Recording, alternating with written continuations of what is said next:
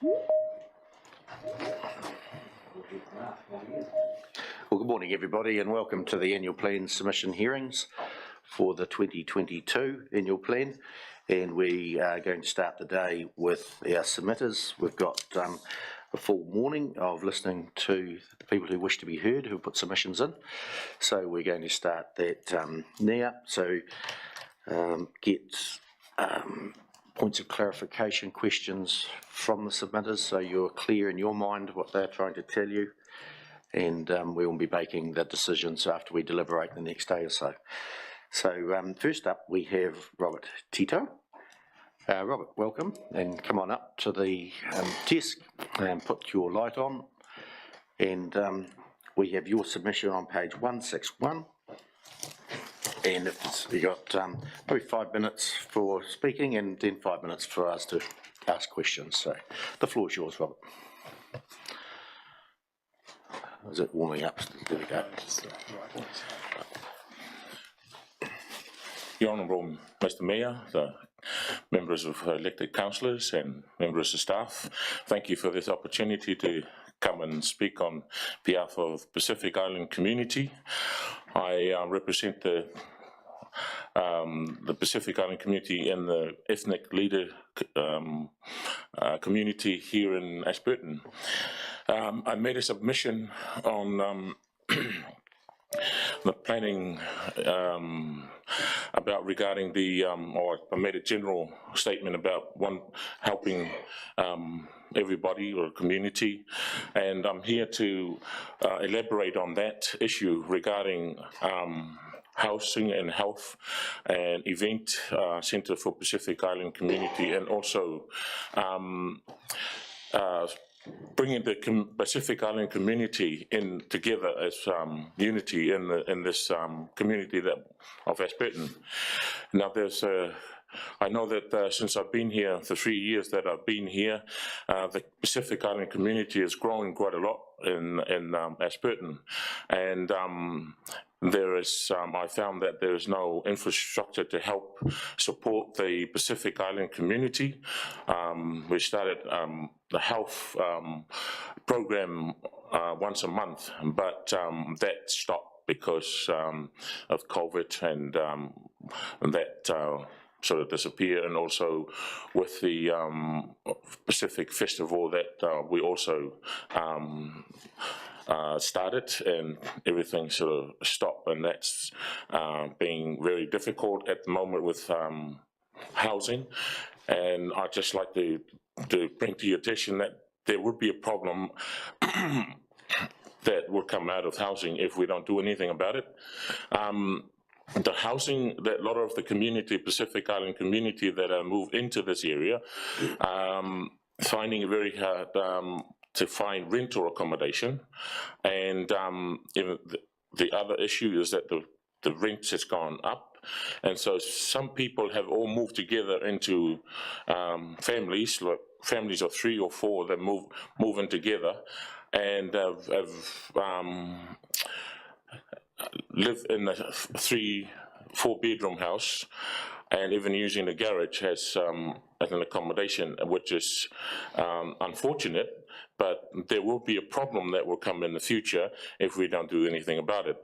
Now, I'm not sure what the council have housing program, but I just wanted to ask if you could just push the government, because when the election started last year, I asked the elected member of the government what they're going to do about the issue, and they said they won't start their program until 3 years' time, and that was when the election, and it still hasn't happened yet. And I understand that this community have put a lot of money into the economy, New Zealand economy, and I haven't seen any result sort of come back from the government to help, because I see that the Ashburton Council are also paying for the roads, when all the funding that's being put into is going into the infrastructure of the big city like Auckland, Christchurch and Wellington and all that. And isn't it good if you can just push the government to just help?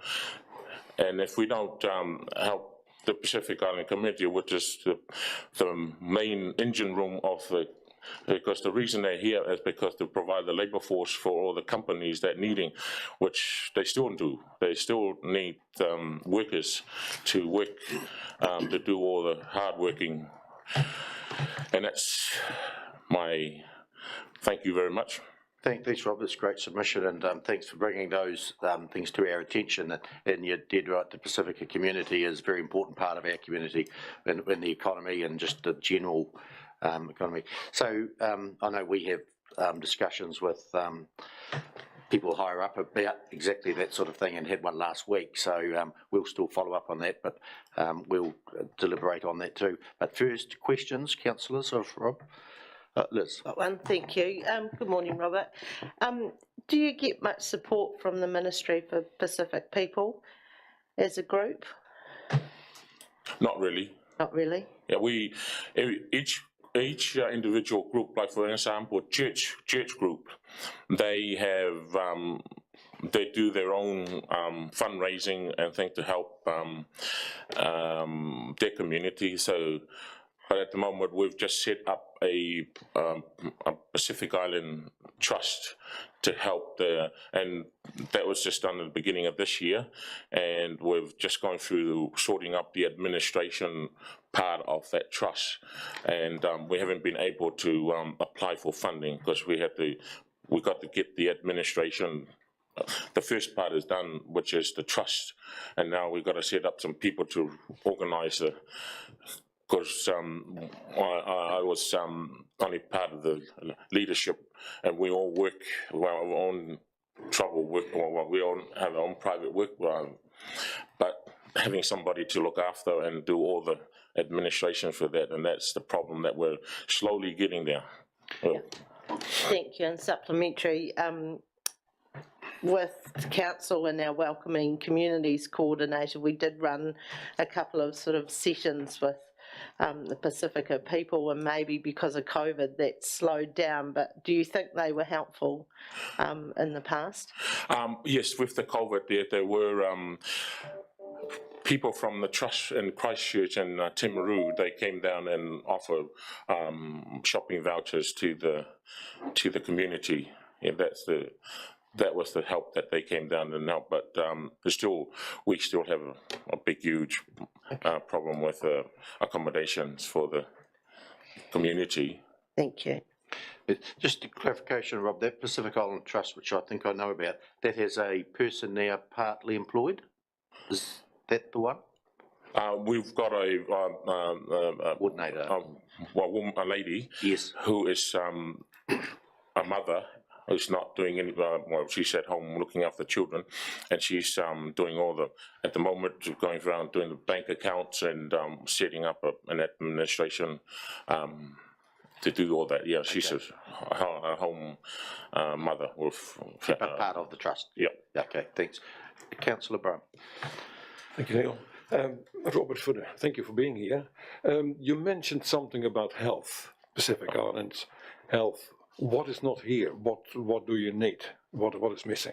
With Pacific Island, they're too scared because English is the second language, and they're very sort of pride and embarrassed if they can't express themselves to the doctor or health. So we run a health clinic that teach the community, Tongan, Cook Island, and Samoans that are here, and we bring them all together. And then my professional, like doctors, police, and fire, came in and explained to them, teach them how the system works and how they can get help.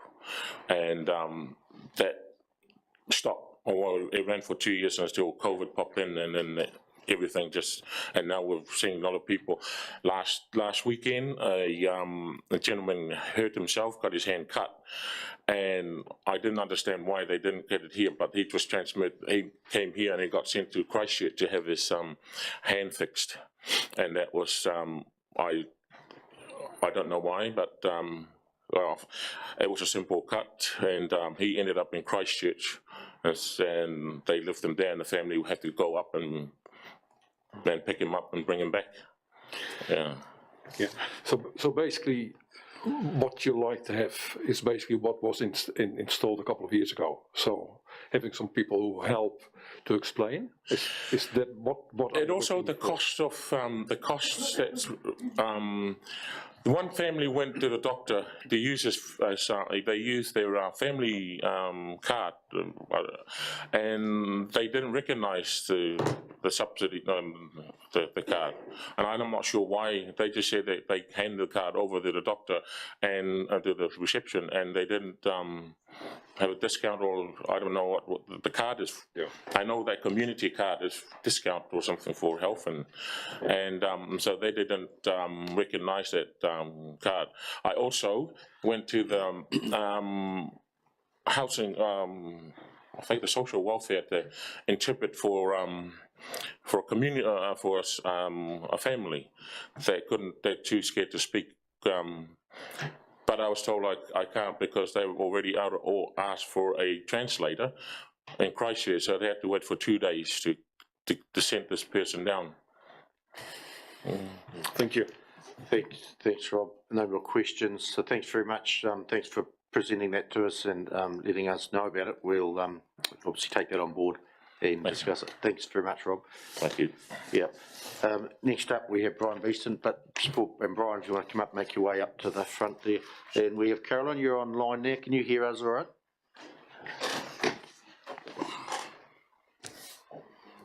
Yes, absolutely. Thanks, Neil. Good, okay. So you're partaking in any questions, put your little hand up and we'll endeavour to see that you want to talk.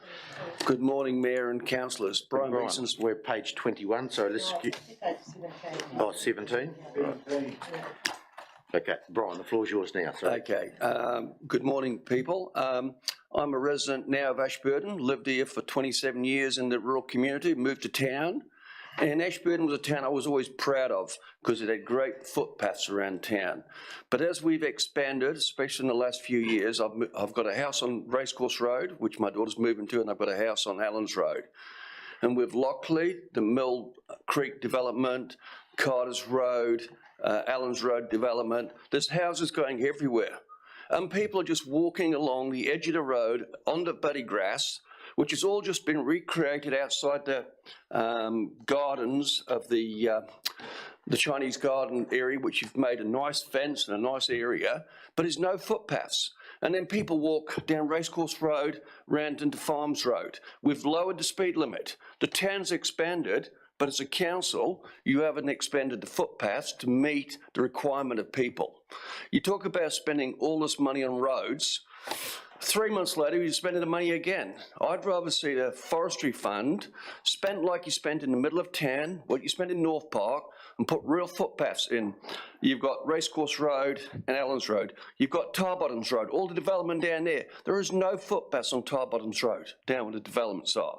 You've got out Wakanui, you've got Grove Road, you've got all these new developments.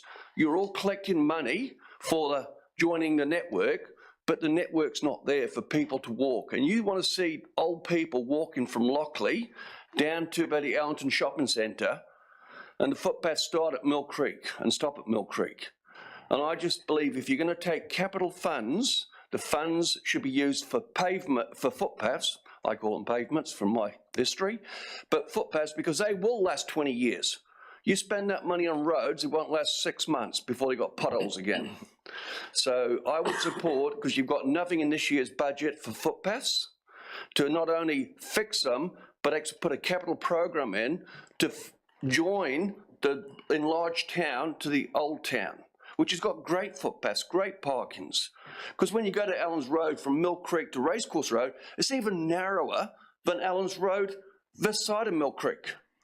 And people are walking on it. The builders are parking on the roadside. These new subdivisions you're building, the roads are 3 metres wide. So there's no parking there. So they park on the grass verge at the moment. We just need to improve what we've had in the past is the footpaths around Ashburton. That's it. Thanks, Brian. And questions, councillors? Generally, when subdivisions are done, the developer pays for the footpaths, but you've made note of it, and we will definitely follow up why the developers are not paying for the footpaths on these roads. But they only do inside their subdivision, they don't do along Ellen's Road, do they? Yeah, that's the question. That's, That's the question I've got anyway, so we can find that out later. okay. Well, it's not. Also, you're correct, there's no Budget? money in the budget this year because it was taken out because of the NZTA, but we get subsidised for it. They dropped their budget, so we dropped ours because it's subsidised. That's the reason it's not there, but thanks for telling us that. We can look at putting it back in through your submission. But it just needs to be bigger than just a budget. It needs to be some capital work. You've had all this expansion of Ashburton, but we haven't expanded the capital. You did the town, you did North Park, spent millions of dollars. Only North Park footpaths are used for bicyclists, not walkers, because you drive out there, you don't walk out to North Park. Those footpaths need to be dug up and put round Ashburton. Okay? A question from Councillor Brown. Yes, Brian, you're right. You know, we are not having enough footpath and areas for bikes as well. But you mentioned it before. You know, this town is growing, and it's part of the growing pains we have. We certainly try to work it, but it's just finding the money. But thank you for your submission. Okay. No, I just want to come and make a point because I just see somebody going to get run over one day on Allen's Road, and then there'll be a TV3 will be here and they're saying your signs or your roads aren't good enough. I don't want to be part of that. No, we Okay? appreciate you coming in and telling us Okay. that. That's Okay. well done. Thanks, Thank you. guys. Great. Next up, we have Selwyn Price from the Hakateri Multicultural Council. Welcome, Selwyn. Thank you, And Mr. Mayor. Selwyn's submission is on page 61 and 62. I also have a written submission. I don't know whether that's been distributed to you or not. We only have what you submitted. Oh, okay. I just gave a copy for everybody to Tony to distribute Is that how recently? right now. Oh, yeah.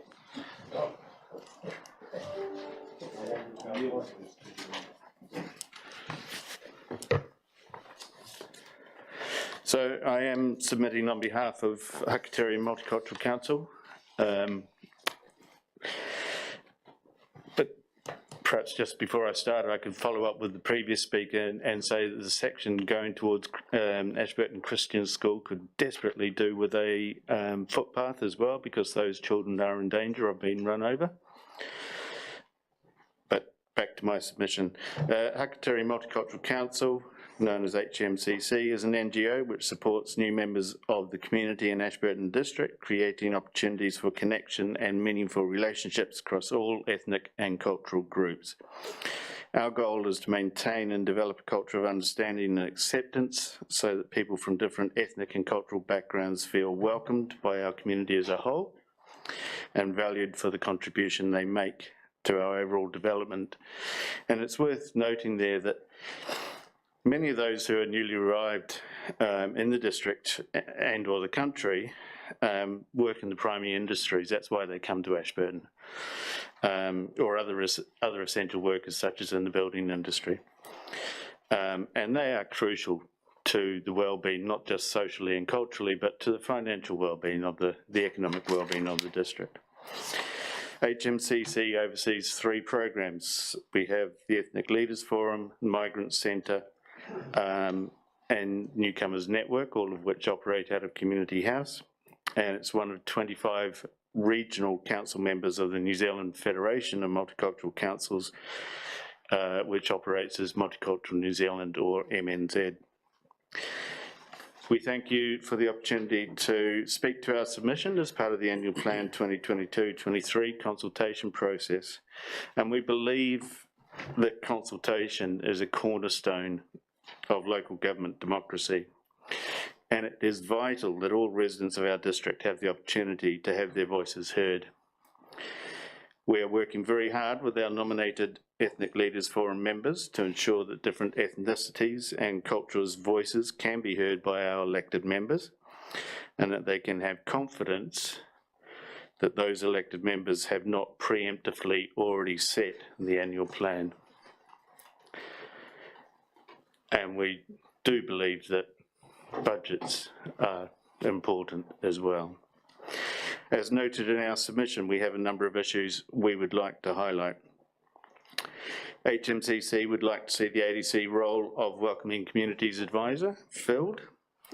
We have worked closely and productively with the previous advisor for a number of years. Notice she's sitting in the corner here today. And we were disappointed when she was deployed elsewhere in ADC in November. Even more disappointing is that we're nearly at the end of May, and as far as we are aware, nobody is yet in place in that position. We also understand that the role of events coordinator also remains vacant. I stand to be corrected on that if that's the case. And while this role may have been considerably compromised during the red COVID traffic light setting, it is no longer the case. In fact, after many regular events were cancelled over the past 2 years, this role is even more crucial to resuming the momentum that has been lost. And when you run an annual event of any size, it's very obvious that it takes a long time to build that momentum, and it takes no time at all to lose it.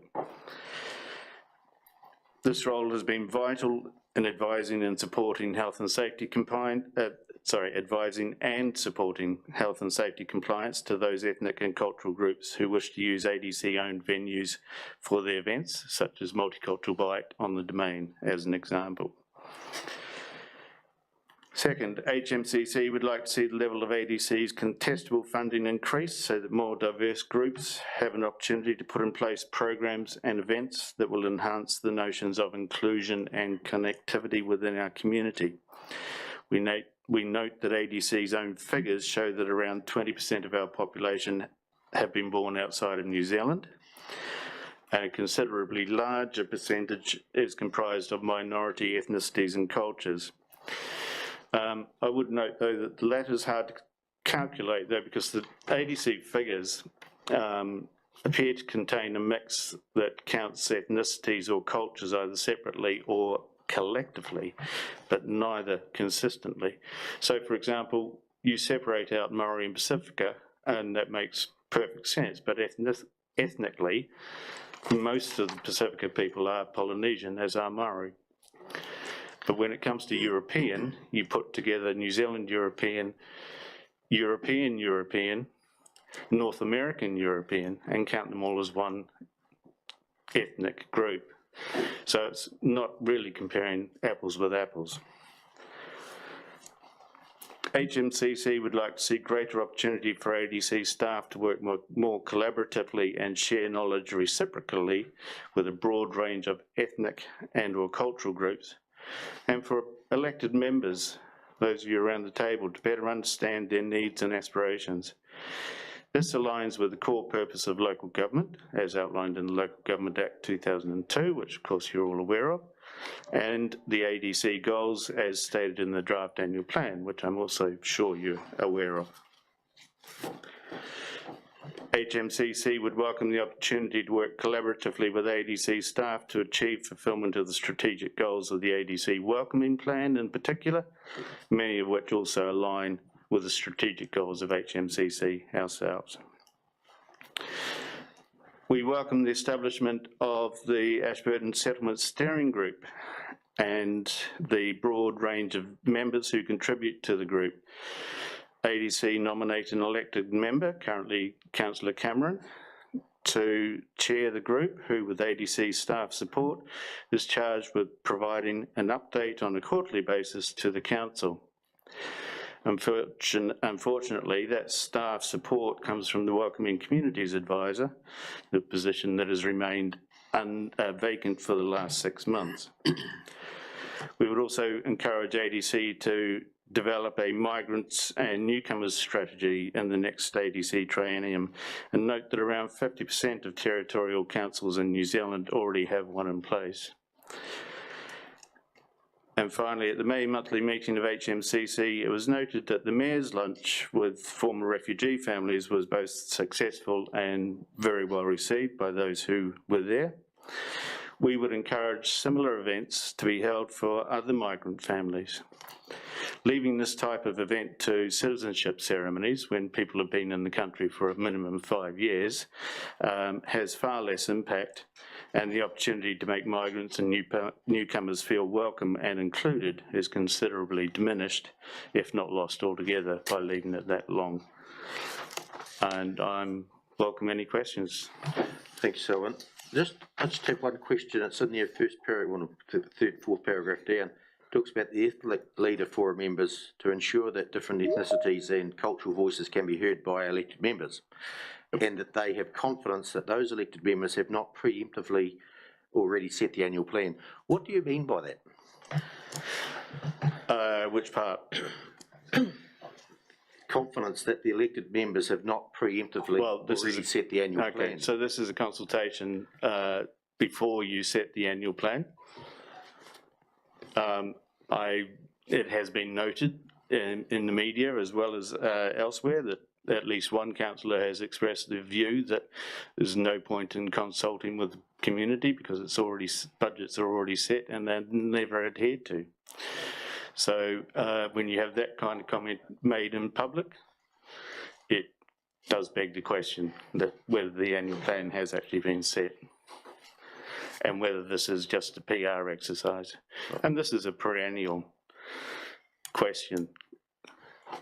We all know that the majority of people in this district don't believe that there is any point coming and speaking to you as part of the consultation round. Okay. The Ethnic Leaders Forum, which you run, Yep. when was the last one of those that was held? Sorry? When was the last time they were held? I think the last meeting was last week. Okay. And how does that feed into council in any way? Well, that was going to be a council and HMCC initiative. We were working with the Welcoming Communities Advisor to establish that in the first instance, and that would have been the conduit because the Welcoming Communities Advisor used to always attend our meetings. We worked very, very closely together, and that would have been one means. The other one would be through the settlement steering group. Yep. And again, because the Welcoming Communities Advisor is not in place, that's presumably not happening. Councillor McMillan? Thank you. Morning, Selwyn. I don't know if you caught Robert Tito's presentation or all of it, but how connected is the Hakateri Multicultural Council with the Pacifica community? Do you have a representative come along to your meetings? So we have two different things. The HMCC governing group doesn't currently have a Pacifica representative on the board, but they do on the Ethnic Leaders Forum, and I believe Robert is probably, we've left that whole side of it up to those ethnic leaders to facilitate, and so I'm not aware of exactly who's on it, but I know there is a Pacifica representative, and it probably is Robert. Okay, thank you. And no, I didn't catch all of Robert's presentation. Yeah, thanks. It is recorded, so you can go back and listen to it. Yeah. Councillor Lovett. I was just going to say we have welcoming communities, and you feed into there. So what is actually lacking?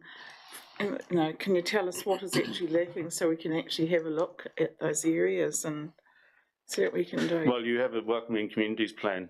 Yes. That's presumably been put on hold for the last 6 months because you haven't had anybody in place. What's lacking is our collaboration with ADC. We have had no connection other than through a single settlement steering group meeting. We have had no connection with ADC in those last 6 months. Right. So it's that connection that is lacking, and ADC moving forward on their own plan. Okay. Thanks. How have you requested or invited us to these meetings? What communication has from Multicultural Council to our council? How have you done that in the last 6 months? In the last 6 months, Yeah. every monthly meeting we invite the Economic Development Officer to turn up because he is apparently taking over that position. He has not attended any of our meetings. Thank you. Councillor Flynn.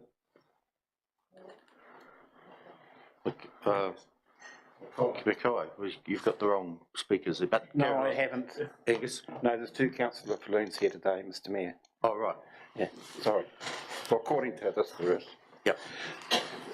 You know, technology's overtaken itself, don't worry. Selwyn, you've sat around this table, and you've had individual thought when you have been here. Do you think it was fair to tar us all with the same brush by a comment by a councillor who had a health problem that day? I'm talking about fairness, sir.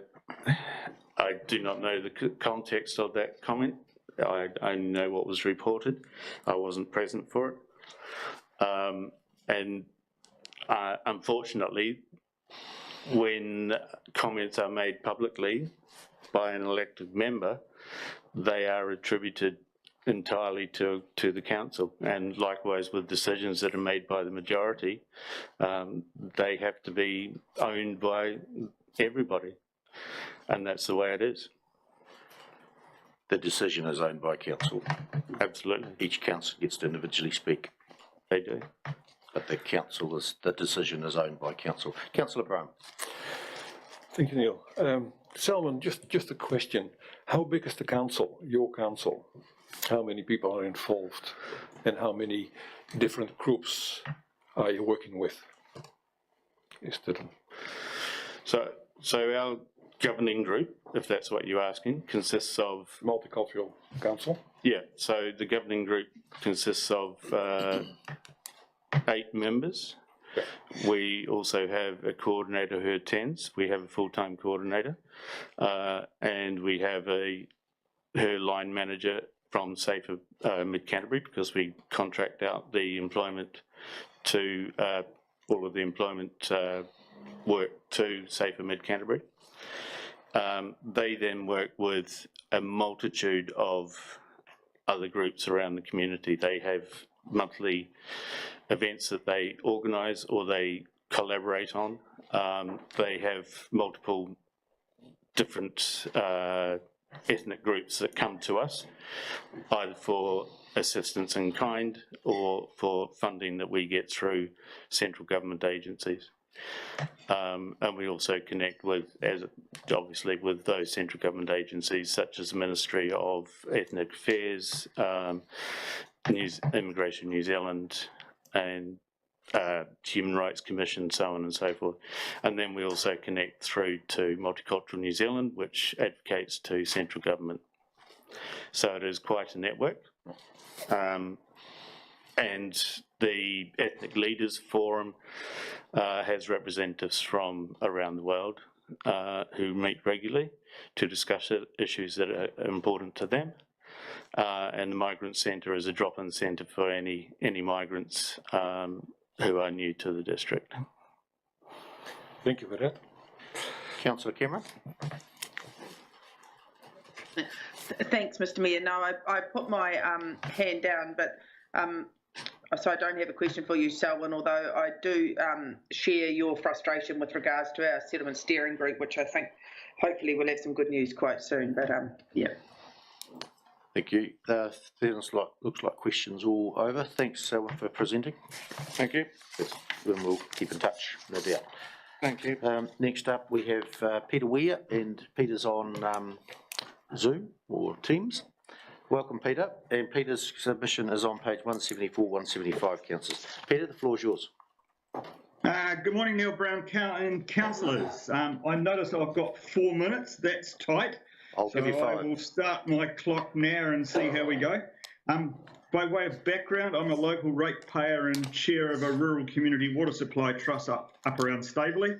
I'm not resident in Ashburton, but my family's there. I grew up in Ashburton, went to high school there. Background, day job, I'm an environment manager for a plantation forestry company, and I'm past president of the New Zealand Forest Owners Association. I've spent many years on government policy development working groups dealing with topics like climate change, the New Zealand ETS design and freshwater policy. Look, 3 topics I'd like to address Council about, building on my submission, not repeating it. First of all, drinking water. I was a member of something called the Land and Water Forum from 2009 to 2015. The website of that institution is still up. You can see what we did. I was one of a small, so-called small group of 60, including local government New Zealand, regional councils, farming interests like Dairy New Zealand, Beef and Lamb Port, Forestry, 4 different iwis, including Ngāi Tahu, and New Zealand's main NGOs and civil society. That put us in the fortunate position about making recommendations to a government without fear of becoming unelected, so we could be fairly bold and fairly visionary what we did. We put 3 reports into the Minister of Environment. At the time it was Nick Smith and Adi Adams, and the Ministers of Primary Industries, David Carter and Nathan Guy. To us, it was clearly evident that many local councils were deferring spend on its 3 waters, despite rating for it. So led by Waters New Zealand, which is really the Association of Council Water Engineers, collectively we recommended the Scottish Water Commission as a preferred model for reform of the 3 waters in New Zealand with iwi co-governance. Look, I raise this because Ashburton District Council seems stridently opposed to the 3 waters reform, despite exceedingly bad report cards that you people have collected from Ministry of Health, given the state of the drinking water you folks have been supplying to communities. I know you're investing on it now, but I'm raising this because, in my opinion, Ashburton District Council can't have it both ways. You're asking where you might cut spending. Clearly, you cannot cut spending on water upgrades if you're so opposed to the 3 waters model from government. I'll go on to a second topic because it relates to spending, and that's the state of your roads, which are progressively getting worse and worse. Council simply can't defer spend on roads, but equally it would be grossly remiss to use income from your forestry activities to pay for road maintenance, in my view. That's a completely unjust cross-subsidy. User pays has to apply to road maintenance and upgrades. There's an obvious mechanism available to council, and that's the introduction of a targeted rate. You would need to do the road demand model, but I suspect it would primarily target dairy farmers and the dairy industry, given the road demand imposed by milk tankers in the district. You do this under the Local Government Rating Act of 2002. There are models out there, other councils have done this. Southland, Gisborne, Wairoa, Ruapehu and Rangitikei have implemented these targeted rates. I know because they target forest owners, with an up to a 5 times multiplier applied to address the demand put on rural roads by log trucks. You guys have got the same thing in milk tankers, I think. And thirdly, I'd just briefly like to, with 12 seconds left to go, Council's forestry portfolio. I recommend that Ashburton District Council look south to Dunedin City Forests, which is about New Zealand's 8th largest forest owner in total, and certainly the largest New Zealand-owned company. Revenue from their forestry activities funded the roof over the stadium via some very savvy contracts they took out in the early days of the emissions trading scheme. Dunedin City Forests are a big player in the ETS. Look, I'd like to remind Council of a Price Waterhouse report commissioned by Ministry of Primary Enterprise. Forestry, compared to hill country, sheep and beef, creates more jobs, pays better, and creates a more diverse rural economy. I think Ashburton District needs to increase its forest portfolios, not steal from its budget and to stick it in roading. You could, if you get into planting bare land, as Dunedin City Forests have done, they're actively buying farms and planting them up and entering the ETS, that could fund your transition to a lower carbon footprint community. You know, you could be doing things like funding electric vehicle charging points. At the same time, you'd be building a biofuel resource to supply industrial heat users in your catchment. So that's Silver Fern Farms, Fonterra and Synlait. Those companies actively wish to switch away from coal to wood chip. but they are short of resource. Council's forestry portfolio, I think, could fill that demand. And the thing about wood chip is that it doesn't actually matter if your forests blow down at age 20 to 25, which tends to happen. Quite honestly, Selwyn and Ashburton are high-risk places to grow forest for timber, but Fonterra have signalled they're willing to pay the export parity price for export logs to go through the chipper, such as the incentive to get away from coal, given that the ETS has already doubled their input costs of coal, and wood chip can come in below that. That's my 3 points to council. Happy to take questions if I haven't blown my time. No, thanks, Peter. You did spot on time. You allowed 5 minutes for your presentation and 5 minutes for questions, and you were being on, so that's good. Just one question, and it's on the drinking water, and you say we failed to comply with the protozoal standards, which we did. There's only 2 of our suppliers that could even get protozoa, and that is Methven and Mount Somers, and the results show that we never ever had protozoa, but the report doesn't say that. It just says we're not putting in things that stop us from getting it, which they are going in this following year. We are going to put them in, but yeah. I do think, though, the Methven plumbing's all wrong. You're effectively picking up the output from the lack of septic tanks from 2,500 people defecating daily at Mount Hutt by drawing water out of the Pudding Hill stream. In my view, Ashburton should be pumping groundwater from council should be pumping groundwater source from down around Thompson's Track back up into Methven rather than drawing from surface water, but that's a story for another day. Okay, thanks for that. A question from Councillor Wilson. Yeah, thanks, Mr. Mayor. Hello, Peter. It's interesting to hear somebody actually volunteer that they were part of the idea to use the Scottish part of it. A lot of us have got a different view to you, obviously. Regarding somebody that's lived in this district, when you talked about pine plantations and blowing down, that's why the council decided that unless you get in the foothills where you have to get pockets that are not wind damaged, but down country it so often happens that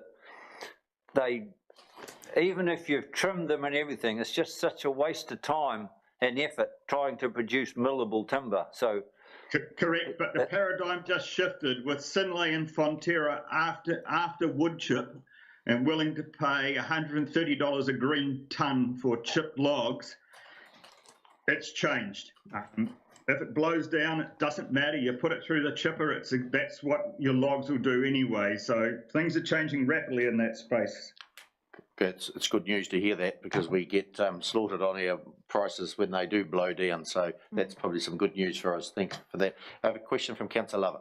I was just reading about your canola, wanting to restart that the biodiesel plant up again in Rolleston, because we had been there, done that, and I know it would destroy our seed crop here in mid-Canterbury, but can you see the government heavily subsidising this venture again? Do you think it'll ever take off? Or there's no need to. The government, we're not in a subsidy scheme. What we're doing, we're increasing the price of fossil fuels to the point at which the natural cost of, say, rapeseed oil produced in that plant will come in cheaper. So, however, the government did throw a big bucket load of money at all sorts of things, basically through an ECA initiative called GIDI. You're best to look at the ECA website, but I do point out there seems to be a golden opportunity for arable farmers to actually make the whole Canterbury region, not just Ashburton district, able to run off liquid biofuel rather than fossil diesel. yeah, because I know we've been there. It's just the contamination through all the seed, the carrots, and that why we weren't doing it. Peter, do you know what the break even or what the price of diesel would have to be to convert to make it profitable to go to oilseed rape? Look, I don't know those costs. It is done in England. Basically, my rule of thumb, the price of the New Zealand unit in the emissions trading scheme needs to be around NZ $250 a tonne, and then everything happens. It's currently 75, but 75 is already making forestry significantly more profitable than hill country sheep and beef. So everybody's banking on $100 or $150 per NZU within 5 years. It is going to happen. There's some pull factors and some push factors there. Thanks very much for that. We've no more questions here, so thanks very much for your presentation, and we'll keep in touch. Thank you for your time. Thanks. Next up, we have Peter Pula. Sorry, Peter, come forward. Yep. And Peter, your submission is on page 117 for councillors. 117. And the floor is yours. 5 minutes to present and then 5 minutes for questions. Great. Great. Talofa lava, thank you very much again for the opportunity to present to the council. I'd like to acknowledge Mayor Brown, elected members and the Chief Executive and his office for this opportunity. I guess my main concern coming from the rural area is around the support, particularly for services such as EA networks and other services similar. So hearing that there was a proposal to reduce services offered to community members is of grave concern. And I guess what was even more disappointing was to see that whilst there is a review that was included in the appropriations for the annual plan, that moves are afoot already to start reducing hours for EA networks in particular. So it feels like that whilst we've been asked to provide comment and feedback as a community member, things have already moved forward. So there isn't really an opportunity to have meaningful engagement, meaningful consultation on this process. I guess the appropriation of, I think it was a few $1,000s could probably go back into the kitty and be spent somewhere else if this is the move that that the council seems to be taking. I do believe that annual plans and the budget process that council set out is important. I think that it's vital for community members to engage in this process because it sets out the future direction of where we want this community to go. And so that is why I feel like it's important to really have an opportunity to voice some concern. Another thing that I would also like to raise to this council is that we own a small accommodation business in Mount Somers, and something that I submitted on as part of the long-term plan was around the issues that we are facing around the foothills with social housing and the housing supply and stock in the area. We're a small family business, and we have moved down here for about 2.5 years now. So we're still relatively new to the area, but what we're seeing is, as a small business, the increasing need for short-term accommodation, which cannot be supplied anywhere else. So we're having to step in, and these are people from a wide range of circumstances and situations, often families included, members as young as 9 months, solo parents. And so I think that there is an issue out there that needs to be looked at and addressed. And so that is something that I wish to bring back onto the table as a consideration for this council. Just coming back to, I guess, the first question around the services, it was really encouraging to hear Mayor Brown on Hauraki talk about some of his experiences around the new communities that are coming through the refugee settlement program, and that it was, although it was a bit of a surprise, it was encouraging to hear that EA networks, particularly around the swimming pool, will look to make way for be able to allow those community members to participate in the swimming pool and in the use of the swimming pool. And I guess that's one thing that really that I do really want to focus on, is that when we're looking at things such as this and other things to do with the council, is that we apply different lenses upon the work.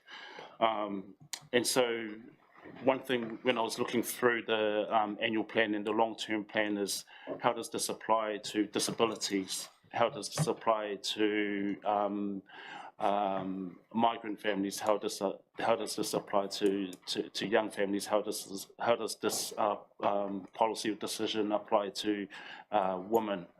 And from what I see, I think there's still a little bit of work that needs done in that area, and I think that's something that is really important to address, particularly that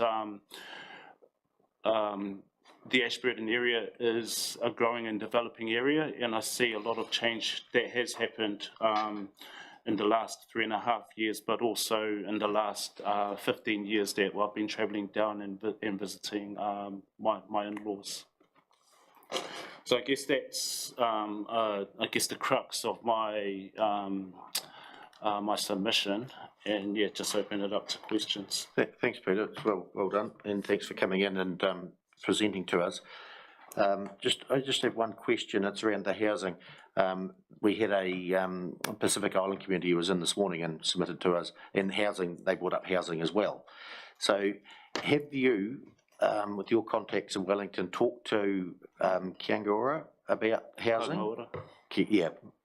Yeah. KO. Yeah. Have you done that? Yeah. Well, I've looked at what the options out there are, but I think one of the concerns for me is that we haven't reviewed the district plan for Ashburton. There are opportunities there to be able to open up and allow for more density in the housing stock. But yes, Kaingaora is also an option there, but it's not the only one. I think there is work that the council can take some leadership on in terms of being able to meet some of the needs around this community. Around the planning for the land that houses can go on. Yes. Yeah. Yeah. Okay, thanks. Councillor McMillan? Thank you. Morning, Peter. Back to the housing, and you said that you're, as an accommodation supplier, you've been asked for short-term accommodation. So is that for people who are coming to the district for seasonal work, or is it just to bridge that gap while they find something a bit more permanent?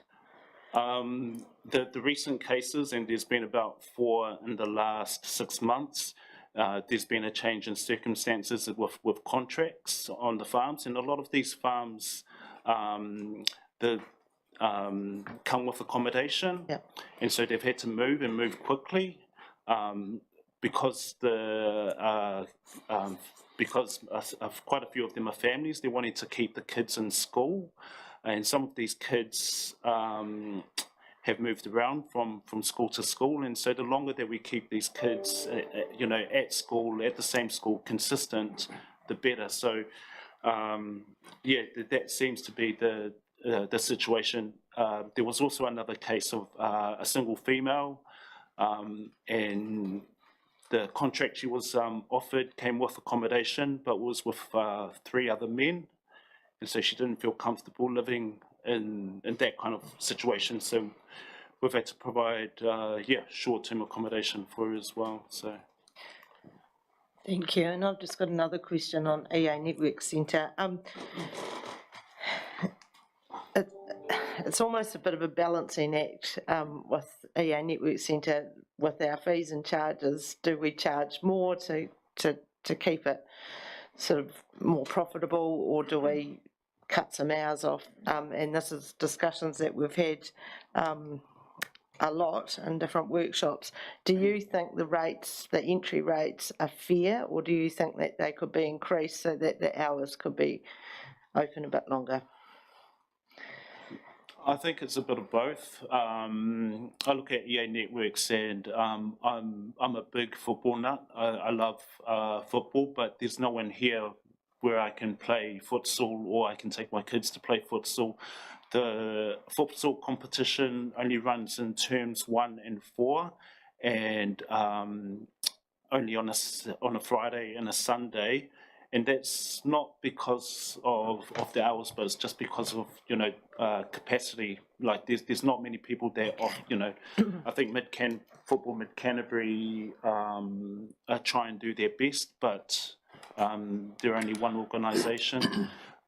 We bring our kids out to swim at least 2 to 3 times a week, and we're happy with what the fees are. But we find that there are many other families that probably find that they might be doing a bit of shift work, and so the hours need to be a bit more flexible to be able to meet the differing needs of the community. And so that's reducing the hours means that it reduces the opportunities for people to participate and take part in organised or unorganised sports. Thank you. Thank you, Peter. There's no further questions. So thanks very much for coming in and submitting. It's well done. And we'll come back to you with what our decisions are. Thank you. Thanks very much. We've got Councillor Mackenzie is next. We have an apology from Josh Donderman. So Councillor Mackenzie, he's coming online. He's not here yet. We are 3 minutes away from having him. So perhaps we will just adjourn until Councillor Mackenzie comes on.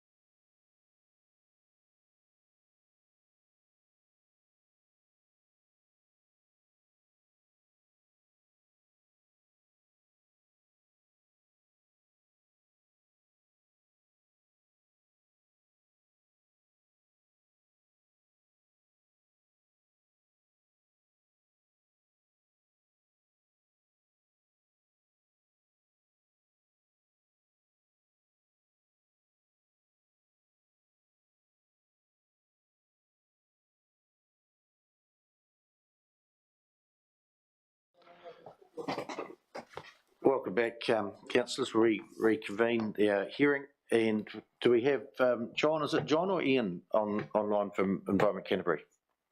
Well, you're so fortunate to have both of us. Oh, perfect. But I will defer to Councillor Mackenzie. We are certainly blessed to have you both. So Yes. we have your submission on page 35. So Ian, if you'd like to crack on, you've got 5 minutes to talk to us, and then we'll have 5 minutes for questions.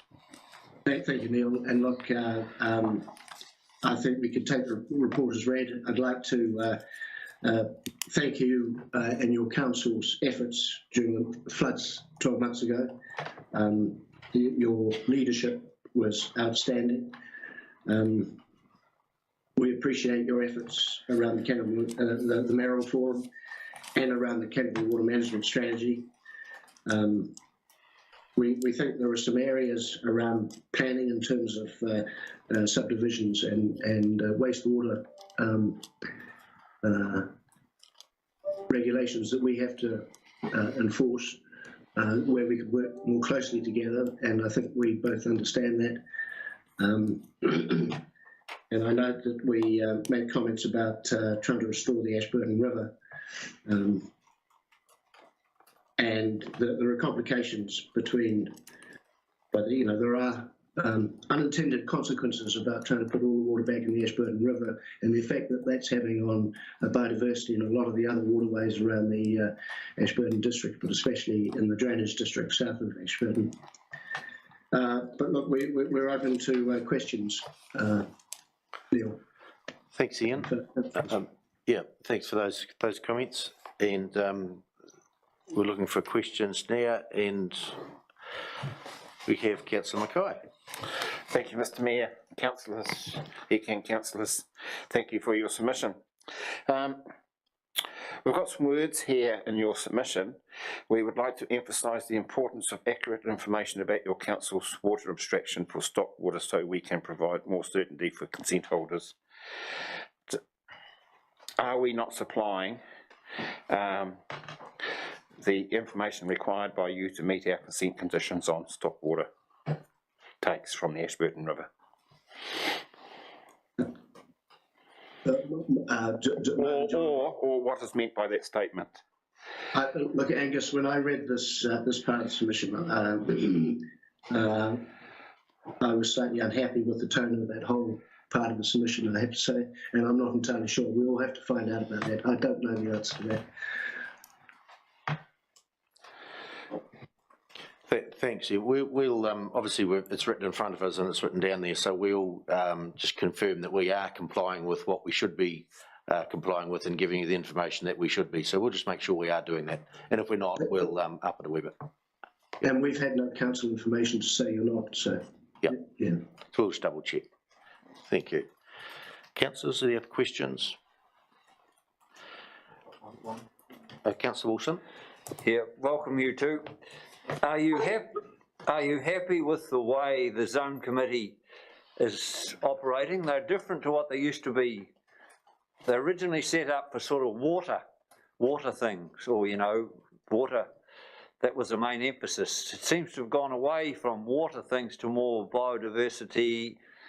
We have biodiversity committees, so do you think that the zone committees have passed what they set out to achieve, or have they?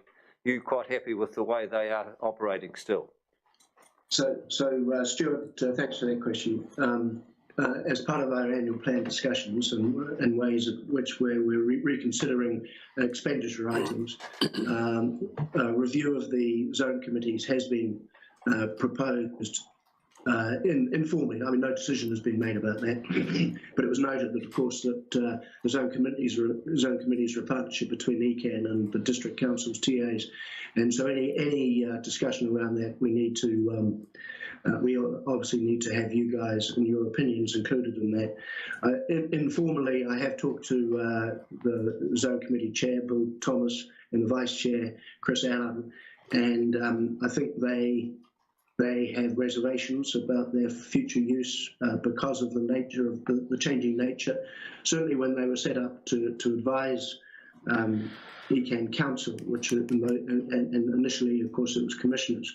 They had a really vital role to play in advising, in giving local advice to the regional council. I think that's still a role that they could play, but I note that in the last edition of new members of the Zone Committee, we appointed a Brazilian, an Israeli and a Canadian, all of whom are now, well, 2 out of those 3 are living in the district and are very valuable contributors, but their ability to contribute local knowledge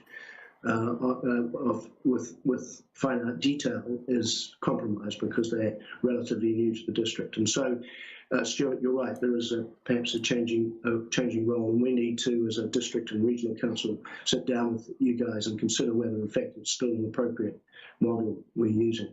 And at a statutory level, given that we have to give effect to Te Mana o Te Wai and have those statutory responsibilities, the opportunities and options to work in a collaborative space are not there in comparison to where we have been. So I think this is a conversation that will evolve.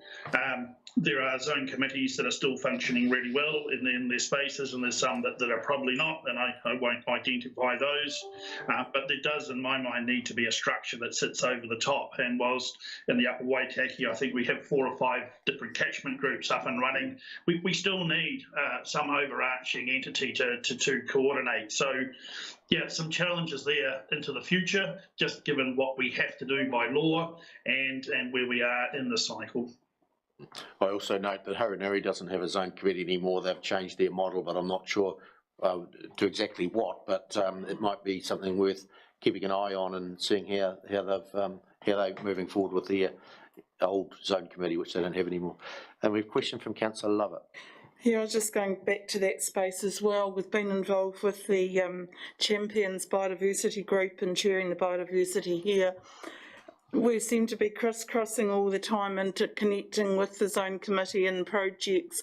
And I'm wondering whether, do you think we'd be better off to join the 2 together going forward, so we're not repeating work, or we can, because we're doing spatial plans and catchment groups and they fall in both spaces, whether we can join that up as one big body and for the future. I can see value in that. What's your thoughts there?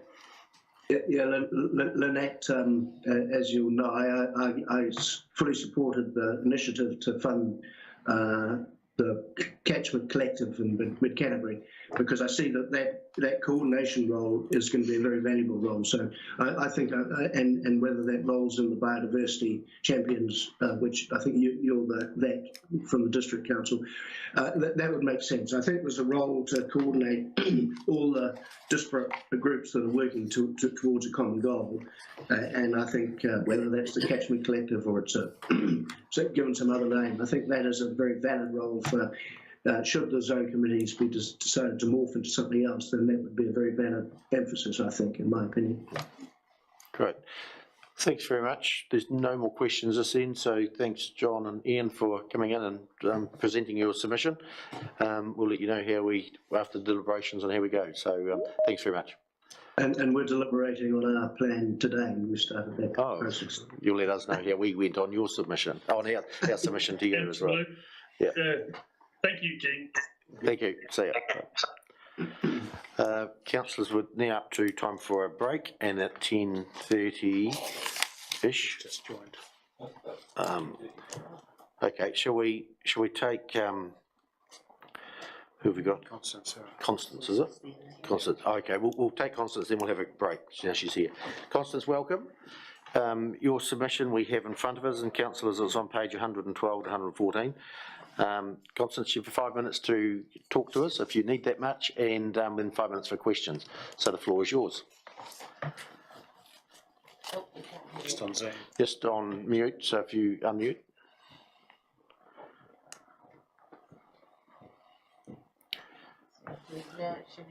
No, you're still on mute. You'll have to unmute. We can see you muted.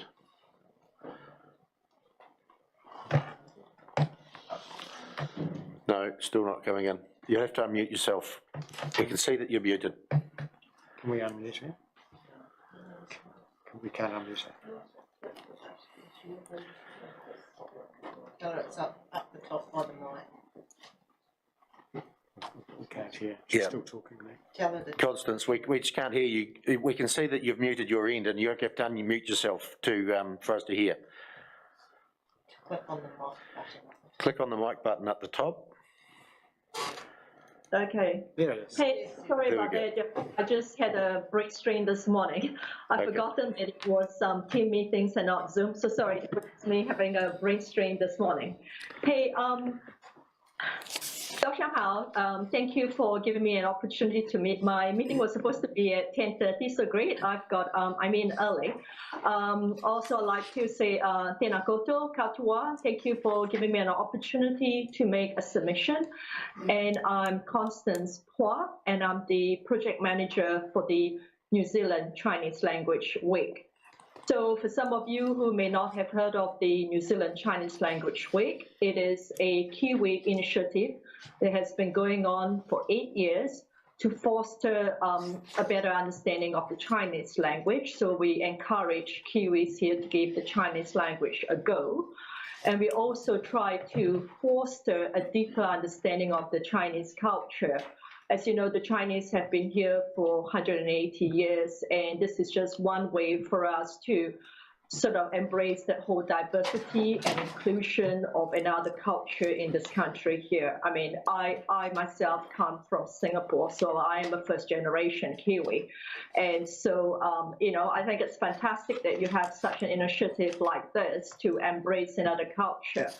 And the New Zealand Chinese Language Week has a lot of fun activity, which I think always helps to make the embracing of another language and culture so just much more interesting and engaging. Would I be able to share a YouTube clip of what the New Zealand Chinese Language Week looks like from our highlights from 2021. Would I be able to share that? It's just a 3-minute clip, and then I can take questions from there. Okay, 3 minutes, but it'll probably eat into your question time, but then show that it might explain a lot. Yeah. Okay, yeah, I'm just going to do that. Let me just share my screen first. That would be. Okay.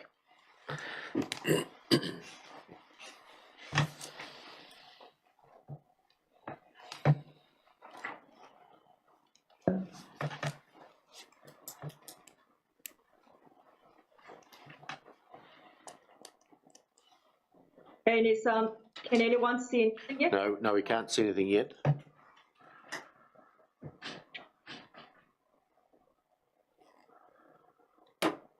Sorry, can anyone see anything? No, not yet. No, we're still looking at you. Okay, fine. Oh, today's not my day, is it? It doesn't appear to be. What you could do is email it to us at the council, and we can distribute it to the councillors, and they can watch it in their own time. If you. No, just give me one more. Okay, one more go. Okay, one more go. Yep. Yeah. Okay. Yep. I got that. Yep.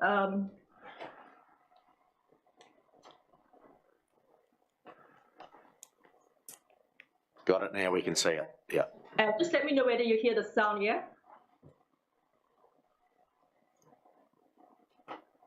No sound yet.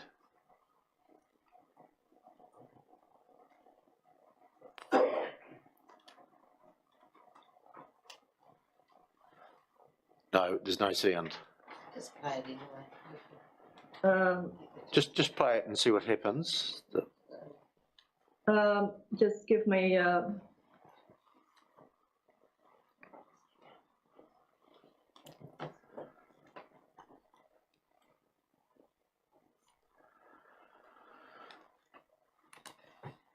Okay, yeah, this should be it. Yep, sorry.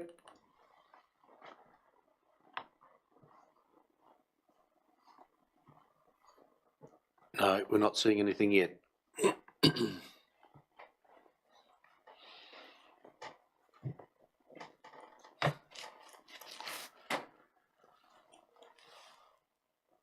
Taking part in NZCLW National Dumpling Day, We got it now. entering competitions and giveaways, and just That was New good. Zealand Chinese Language Week 2021, which ran from the 26th of September to the 2nd of October. NZCLW 2021 was bigger and better than ever before. It was fantastic to see so many people involved all over New Zealand. We have loved seeing all the videos and photos of everyone entering the hashtag 5 Days, 5 Phrases challenge, taking part in NZCLW National Dumpling Day, entering competitions and giveaways, and just enjoying and celebrating Chinese language and culture. Even though COVID-19 guidelines restricted the amount of guests we could host, we still put on a spectacular opening event at the New Zealand Parliament's Banquet Hall. With just over 75 guests in person and an additional 30 guests tuning in via Zoom, Joe Coughlin, Chair of the New Zealand Chinese Language Week Trust, emceed the event. Speaker of the New Zealand House of Representatives, the Right Honourable Trevor Mallard, presented certificates of achievement to our youth ambassadors, Mandarin superstars and little ambassadors. Speakers included Trust Deputy Chair Tony Brown, Chinese Ambassador Her Excellency Madame Wu Ji, who spoke via Zoom, as well as Labour MP Nasi Chen. We started the week off with a delicious taste of Chinese culture, celebrating National Dumpling Day, which fitted perfectly with this year's New Zealand Chinese Language Week theme, food and hospitality. This year's response to our trilingual children's book, Daniel's Matariki Feast, was amazing, receiving high praise from children, teachers, and even politicians from around New Zealand. The NZCLW Trust has donated more than 1,650 books to 234 schools and libraries across the country. The Gisborne Herald made a video featuring Race Relations Commissioner Meng Foon visiting the children at St Mary's School in Gisborne. There he read Daniel's Matariki Feast in Mandarin, Te Reo, and English. It has also been wonderful to see the support from so many politicians and mayors around the country.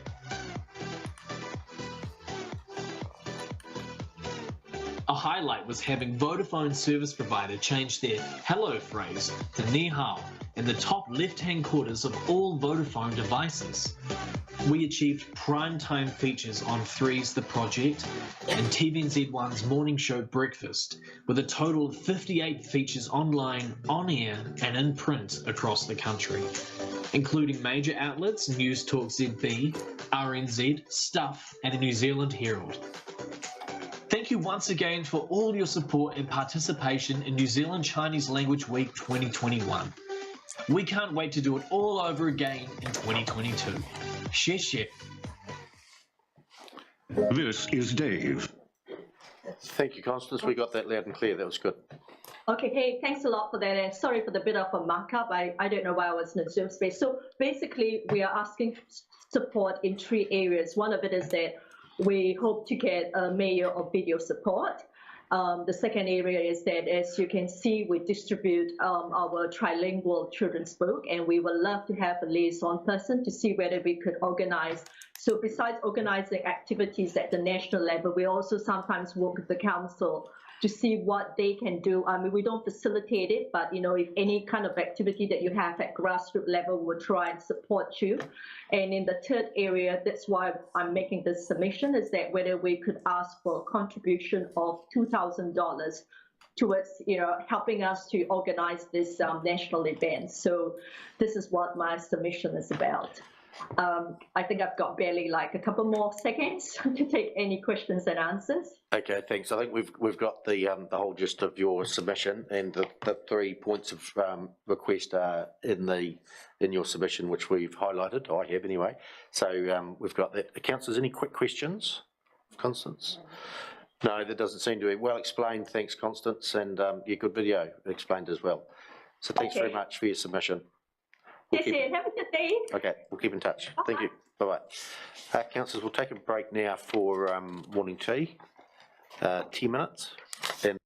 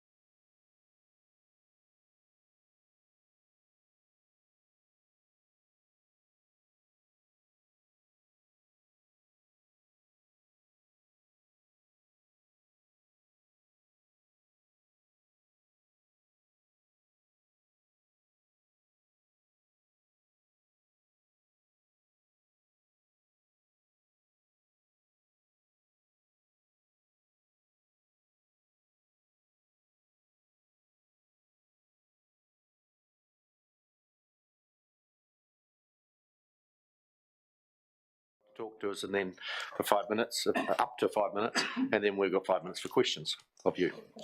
Yeah, push the button on the right-hand side. That's it. Great.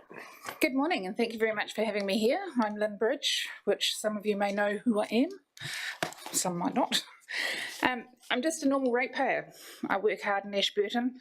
I get to see a lot of people. I get to hear a lot of what people say about what's happening in the area. And I'd say that some years I earn less, and some years I earn more than what other people do. But I'm probably better off than a lot of other people that are living in Ashburton. I'm single, I don't have a partner, I don't get a benefit, I don't get any support from any organisation, and so I consider myself a typical ratepayer in the area. And every year with my work and with myself, I have to meet obligations and meet service standards that my clients expect of me. Neither can be compromised by my income or by my time. I have to make it work. I don't have any assistance, as I said, from anybody. And I fit into the bracket of people similar to many struggling small business owners that are also responsible for paying staff. Over the last few years, the Ashburton District Council has embarked on at least 3 big local build projects, as well as maintenance of the sewer system. We have all had our businesses affected by COVID, making impacts on other amount of income into areas ups and downs worse than previous years. My submission to the council this year was a big move. I don't usually get too concerned at looking hard at how the council manages the income it gets, because generally we're here to trust the councillors and make sure that the right decisions are made. Every election we have normal lay people putting their hands up saying that we will change, we will make the council accountable, we will curb the spending, and yet every year spending on wants gets approved and needs gets put aside. Too often. I ask how many people in the district are ratepayers and how many live here to use the building projects you have embarked on. How many tenanted properties versus owner-occupiers? Because as an owner-occupier, I'm paying rates to pay for these projects and also have to pay for the use when a tenant doesn't have these obligations. So it's almost like double dipping for the ratepayers that are owner-occupiers. Back to the submissions and services, I've had over the last few weeks had to contact the council regarding quite a few things, and this is often met with answer phone messages saying, please be patient, there's nobody to answer your telephone. Then when you finally get hold of somebody and you're trying to get hold of a department, they then say, please send an email because there's nobody in that department to answer your call or to talk to, and quite often takes weeks if you even get a reply to that email. From what I'm hearing from other people out there, it's taking ages for permit processing, and it takes ages for people to get out to fix potholes and other essential areas that need to be dealt with. The potholes are being fixed, they're very patchy, they're high, and you almost need a 4-wheel drive to drive around town, especially down Will Street. Although I'm thinking maybe something might be happening there because next month it's closed for a couple of hours at the end of June. I'm not sure what it's closed for, but I saw somewhere that it's closed on the 21st, I think it is, of June. So what services are you thinking of reducing? That's a question I'd like to be answered by you guys after my 5 minutes. As I can't see what services warrant reducing, the opposite needs to be done, the services need to be enhanced. Moving on to the Forestry Fund. The purpose of the Forestry Fund in the area, to my understanding, is to provide an income to the council to keep rates down and to assist on costs. How much does this fund have in it? Question mark. And if such a surplus, why has it not been used for keeping our rates stable or been reinvested more into forestry to provide more income and to cross-credit for the carbon credits? I have to comment that the build projects are exorbitant for a community of this size. I drive past the new council building each day and I look at the size of this project and I look at the other councils and what they have accomplished for much less money. So why were these options put forward to a community of this size? We simply cannot afford these big ticket projects. Although they're already started, we're now committed to completing them. When we have other maintenance issues that need addressing and an economic climate that is putting so much pressure on people, these plans should have been shelved or altered to rebuilds rather than new builds. We have known since before the new council building was started about COVID and its potential effects. There was time to put it off or change plans. We can't stop these projects now, unfortunately. but I really struggle with the elected officials allowing further large debt to accumulate and for long-term debt.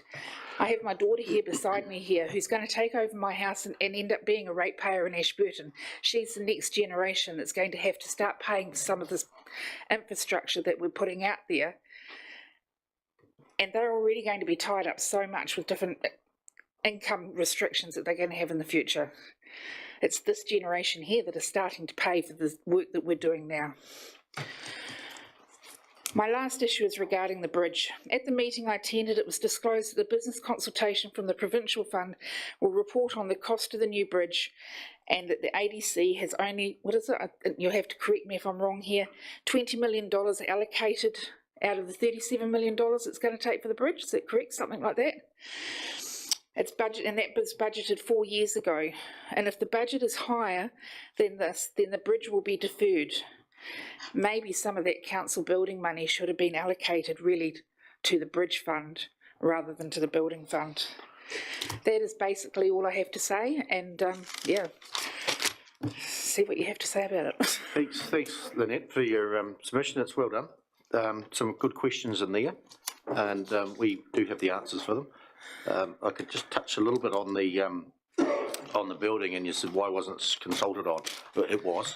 It was consulted on. There was 3 options given. $53 million was the top option that was taken, which I understand is now up to 55 million, and that's without even looking at the delays and the increase in costs that we've got currently on the building process. So we're not looking at 55 million, and I can guarantee, and I think I said it to somebody at the long-term plan meeting, that it won't be all the old furniture taken over from this building over to the new one, that it'll have to be refitted as well. Yeah, and you'll be aware that we got $20 million from the government for building the building, a subsidy. Yeah. How many people in this area here, what is our ratepayer what is the debt ratio between ratepayers and the debt that we hold in the council? We can find that out for you, because we will know the number. Because I'm guaranteeing that if it was a normal person having to turn around and buy a house for $1 million on a $90,000 income, they wouldn't get it. Take your point, and that's the point of you coming today to tell us those things. Just on the bridge, the council said we would pay 20% of the cost. Not 20 million, 20% of the cost of the bridge. And if I remember from the long-term plan meeting, that it was said, I think by yourself, that the council didn't have extra money in the budget past what was budgeted for 4 years ago. That would be correct. We do those long-term plans every 3 years. So once we get the costings of the bridge, which is supposed to be about July this year, we'll have a firmer number, which will go into the next long-term plan. And it could go up, it could go down. Don't know. We'll have to wait for that figure to turn up. Once again, where's the money coming from? That's a good question, and that's one we'll have to solve. Yeah. Or we don't have a bridge. Or we don't have a bridge, one or the other. And that's the problem, is that we won't have the new bridge because the county cannot, district cannot afford to have another big infrastructure project of a higher budget than what you've already allocated. We'll have that debate or discussion when we get close to it, but certainly great for raising it. What options as ratepayers do we have? We either have the bridge, we don't have a bridge, but we have a nice $55–60 million council building. We will have, yes. Yeah. Councillors, questions? Councillor Rawlinson. Thank you. My question was around, Lynn, you made a comment about the why would we build that new building, but are you aware of the earthquake restrictions in life on this building behind us and the library? Yep. And I mean, I think years ago we seriously looked at, would you fix them or would you do a complete build? So it wasn't taken lightly to do what we did. It wasn't taken lightly. I was aware of the consultation process in which went through for it. I also challenge, as I've written in my submission there, about the people who are making the decisions that are going to happen and are presenting the proposals to the public about what is happening or how it is accounted for. A lot of people in here do not have the experience, and I don't, of preparing an infrastructure such as what is being built and what's to go in there. And I would imagine, Diane, that you would go in there and say, oh yes, that looks really, really good, that's good, it seems like a good value to be spending on that.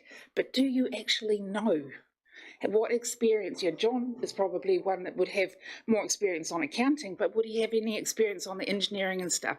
So the lay people that are in the council don't necessarily have all the skills and the experience to make the decisions on how much we're spending. And as far as refreshing that, it's a fine line between what you do. I understand that, but in an economic climate that this country of 5 million people are having to pay out in the future generations is ridiculous. Like we've got this whole COVID thing, which is costing billions and billions and billions of dollars that she's going to have to start paying for. And our taxes have to pay for, and our rates have to pay for, and there's just there's not an open wallet in the general public to be able to pay for it all. And so maybe it didn't need to be a glorified, modern, triple ply laminated building that's probably going to go grey in the next 5 years. It could have been a standard purpose-built building that was going to serve the purpose for the next 25, 30 years. Rather than have all the glory of, hey, look, we've got this most modern building that we can have. It needed to be more purpose-built for the economic climate of the community, rather than having everything that you wanted. We needed to have what we needed. Thank you. Points taken. Thank you. Councillor Bryan. Thank you, Neil. Thank you, Lynette. I've got a question for you. If we don't do the things you don't like, because we don't really know what we're doing apparently, how do you see Ashburton District without a bridge, without the library, going in the future? I think Ashburton District does need a library, and I think it possibly does need a new council building. What I'm saying is that it needs to have what it needs, not what it wants. So it needs to have something that's purpose-built for the next 25, 30 years, not the glorified, enhanced, modern building that you've got. I think we've just got to look at who was the person that decided that we're going to store all our records in the basement of a building that's going to have water coming through, that has to have a pump to pump out water. It's common sense that, and over there, that you don't put records in a place that's damp. You put them where they're dry. So we have to send them up north, get them dried out, and then get them scanned and half lost. Design something that's going to be what we need, not what the glory things that you want.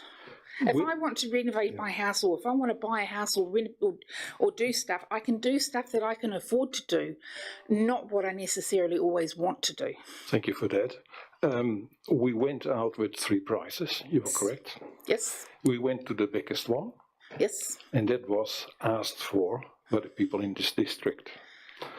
Most of them were quite keen to do that, and council listened to them. It wasn't actually a big difference, if I remember, a significant difference for people wanting to have that higher amount. From what I remember, there wasn't a huge percentage difference between, I think it started at 23 million, I think was the first one, it was 20 odd million or something. Might have been, and then it went somewhere in the middle, and then you went to your 53, which is now your 55, which will probably be much higher. So I don't, if I remember rightly, when those the comments come through, it wasn't a very high percentage more of the public that actually wanted But it was more than other people. Lane, get a question. Thank you.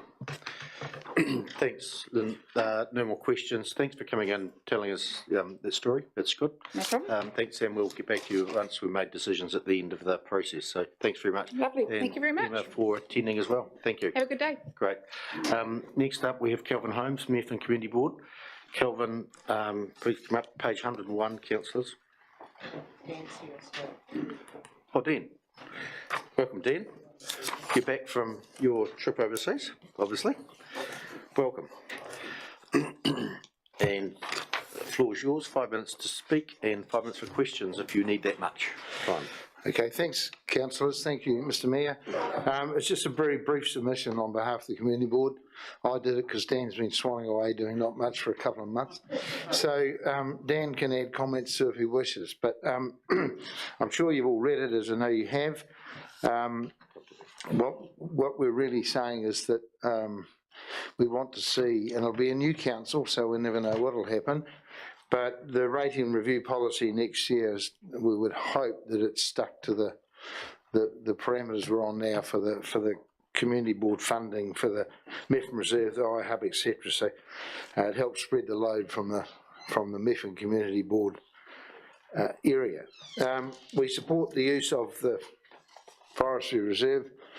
As I said, I think at the LT meeting in Methven, at the meeting in Methven, is it enough? And I suppose you guys are well aware of whether it's enough or not, but you've got to be able to get the work done, I guess. But if that's the only reserve that's being touched, when I read through the whole thing, there's not much of the reserve total being touched by taking that out of forestry. So we thought that it could perhaps be more, because interest rates are low, whatever. So, we're not gaining much by having big reserves. And obviously we don't want any decrease in existing services. That would be pretty daft. But what we were concerned with, and what we have been, and what you guys are, is rigorous contract performance. And that's the key to a lot of what councils do, is the money seems to get run away with pretty quick. So I guess as long as the systems are there for contract performance, we can't argue too much. The water. We want it as badly as you want it, and we hope that all the delays and funding will be completed, because there's been carryovers, will be completed by the end of this, not this year, the end of next year, by June 23. And as I understand, that's the expectation. So we just want everybody to keep to task. My second to last paragraph was just regarding, and we're acutely aware of it, same as you are, that Methven's 3-year LTP was 28% odd, and we're going to just about conquer that in 2. So we have to be mindful, both us as a community in Methven, but also the greater area, that these rates just can't keep cranking up. But inflation's one thing, but there's a fair bit of stuff going into it as well, which I know you understand. We're just talking to it from our point of view. The last thing is, I was stumbling through that 100 and something pages. I saw that under community services, that there's 195,000 budget to upgrade the public convenience at the Rakai Gorge. And I've been up there just after Christmas, so I'm sure I didn't wreck it when I was there. But at the end of the day, it's a pretty good facility as it is. And, it's about have or want or whatever. I just don't get where you're going to spend 195 to make it a better camping ground, because it's quite a good one now. So that's all really I've got to say within our submission. Yeah, happy to answer questions. Thank you, Kelvin. Dan, you Yeah, I don't have a lot to say because Kelvin and the rest of the guys prepared this, but just like to re-endorse what they say. It's the policy funding next year when it's reviewed that really needs looking at, and how to spread these costs in more fairness, and we'll discuss that obviously next year. The other thing what I come back on is, next year we're going to be here also, I probably won't be, but other people will be doing the same thing, because inflation is going to be high next year, and you're going to have the same challenges, and it's hard for the council, I understand, stuck between a rock and a hard place. What do you do when you get these pressures? But it's a struggle for Methven when these rates are so high year after year. Thank you. Thanks, and you'll know, and I'll just reiterate it, the revaluation of the district caused a lot of that increase in Methven above the average for the district. So you're aware of that, I'm sure. Yeah. Councillor Lovett, questions? We're just going back to these toilets up the Rakai Gorge. You've had a look at them, I personally haven't. The tour buses that are going to hopefully start again, are these toilets up to scratch for those people stopping? Because I noted in today's world they demand higher services. Well, it's councillor. It said facilities in the plan. So what's a facility? It can be a convenience. It can be a shower block. it can be whatever, you know, there's 100 things it can be. But I would have thought, and I haven't sat there and looked at it I would have thought most buses would be using the Selwyn side because it's much more visible. Rightly or wrongly, I don't know. But if you look at it, it's just hard to see where you'd spend that money, and do you need to spend it? Councillors need no more questions, I don't think. So thanks, Dan Kelvin, for coming in. Well done. We'll get back to you with the deliberations after them. Thanks. Good. So next up, David Clarke from Federated Farmers. Welcome, David. You're no longer the chairman, but I think you wrote the submission, so you get to deliver it. And page 42 to 48. Dave, just put your light on, and then everyone at home will be able to hear you. Page 42 to 48, councillors. Thank you very much. Look, we appreciate the opportunity to come in and speak. And yes, certainly no longer provincial president, but here in the place of David Ackland. But we thought it was appropriate that I would speak to this, given that it was signed off in my time.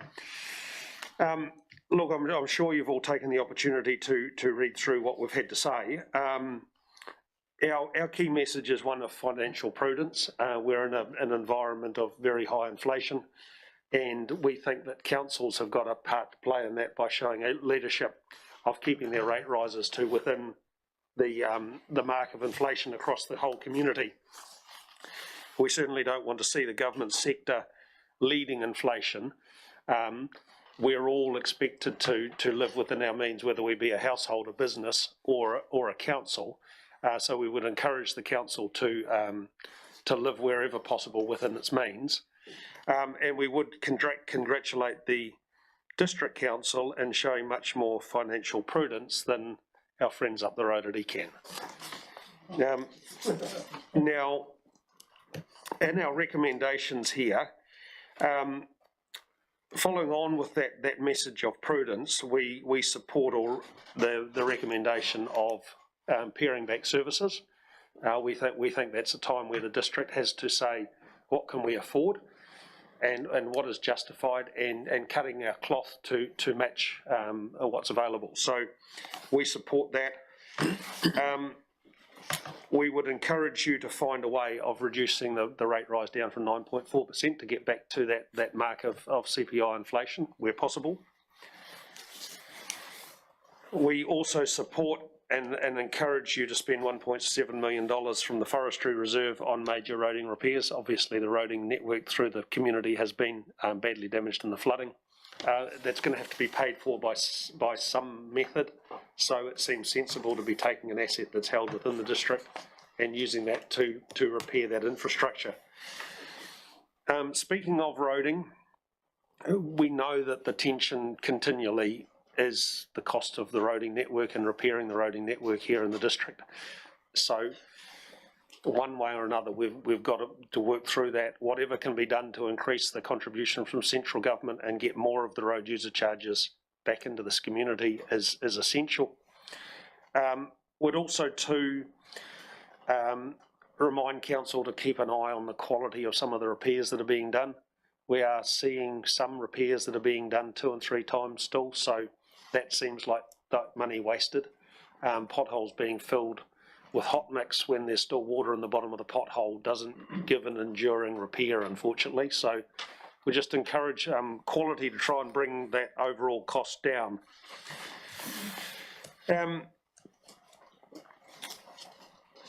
General comments, well, we talk about the comparison with other councils within Canterbury and where we see council sitting on that. So for as long as I've been coming along to such events, we've been talking about a second bridge. Now, we really do need to get on and build a second bridge, team. It is essential. So it's been discussed for 20 years in this community. We need to make some solid progress, and I think that the flooding it certainly amplified the problem. But you can go out onto the main road on any given day and you see the constriction through the town through a lack of bridge. So at some point in time, and I know there's work starting on it, but at some point in time we've actually got to bite the bullet and get this thing built. Because by the time it is built, we're going to be in gridlock out there. Central Government of Three Waters reform. Federated Farmers shares the concern of many councils around the proposed Three Waters reform, and we certainly congratulate this council by taking a strong, firm stand against that proposal. These are assets that have been funded within our community, by our community, and they should be held by our community in perpetuity. So we would encourage you to continue to hold the line there. So that largely is us, but also too, thank you very much from the farming community for how the council performed in the flooding last year. It was outstanding, particularly Mayor Brown and Chief Executive Hamish Riak. The line of communication back through council was outstanding. We got issues dealt with promptly. We didn't end up with any loss of life in the flooding, and we got the community back together again. So well done for that. I thought the performance of council really was a standout. So thank you. So any questions? Yeah, thanks, David. Thanks for those kind comments. Yeah, good submission as always. And I've got Councillors Wilson come out with a question. Thanks, Neil. Welcome, David. 3.3, 3.4 of your submission. I was interested in 3.5. We've always subsidised tourism, much to the farmers' disgust, but economic development has become, I see in our budget, we're spending $800,000 to tell farmers how to adapt to climate change, etc. What's Federated Farmers' opinion on councils telling farmers what to do? That's a very good point, a good question. There is a balance in that we need to provide resilience through for future generations and how to respond to climate change. But then, is that a role of council, or is council's role limited to the provision of services to our community? Now, we would question the merit on that much money being spent in that role, and we wouldn't see that it is council's role to get involved in farm extension. That's the domain of the Beef and Lambs and Dairy and Zeds and those sorts of organisations rather than a district council. Thank you. Councillor Miller. Thank you. Morning, David. Morning. We had a presenter earlier this morning that suggested that we put a targeted rate on dairy farmers because the tankers were using the roads, and so that we needed a targeted rate for that roading work done. What's your view on that? No, I think if you look at the rating contribution into the general rate by farming and dairy farming, given the high capital values of dairy farms, they are already making a contribution far over the odds for that roading network by way of their high capital value and general rate. So we would be opposed to that. What it does highlight, though, is some inequities in the FAR system and the return of RUC income back to this district that compensates. Roads wear out on a tonnes carried per kilometre basis. And what I don't see is that we've got a system that adequately returns the revenue back to where the tonnes were carried on the kilometre of road in the district. So don't put a band-aid on the problem, fix the problem itself. Final question, Councillor Wilson. Thanks, Mr. Mayor. Interesting, this is one of the few submissions by Federated Farmers that haven't mentioned the UAGC. Right. Now that the Ashburton District Council has achieved 30%, which is the maximum, there is pressure on for lower income people to say that that should be changed. What's Federated Farmers' opinion on the UAGC? So we see that the UAGC for the provision of social services is the fairest way of charging. So especially when the greater population get an input into what services we want by way of the political process, it's only fair then that everybody per person makes a contribution. So a submission from many years ago when we were talking about the funding of the EA Networks Centre. The argument was put forward that I get one vote of influence as to whether we should build this thing or not. My children get the same access to the centre as any other child or family in this community, so therefore our contribution to it should be exactly the same. It shouldn't be a greater contribution because there's perceived to be an asset base that theoretically should make us more able to afford a bigger contribution. We're already contributing to this district by many, many times the level of an individual family or house.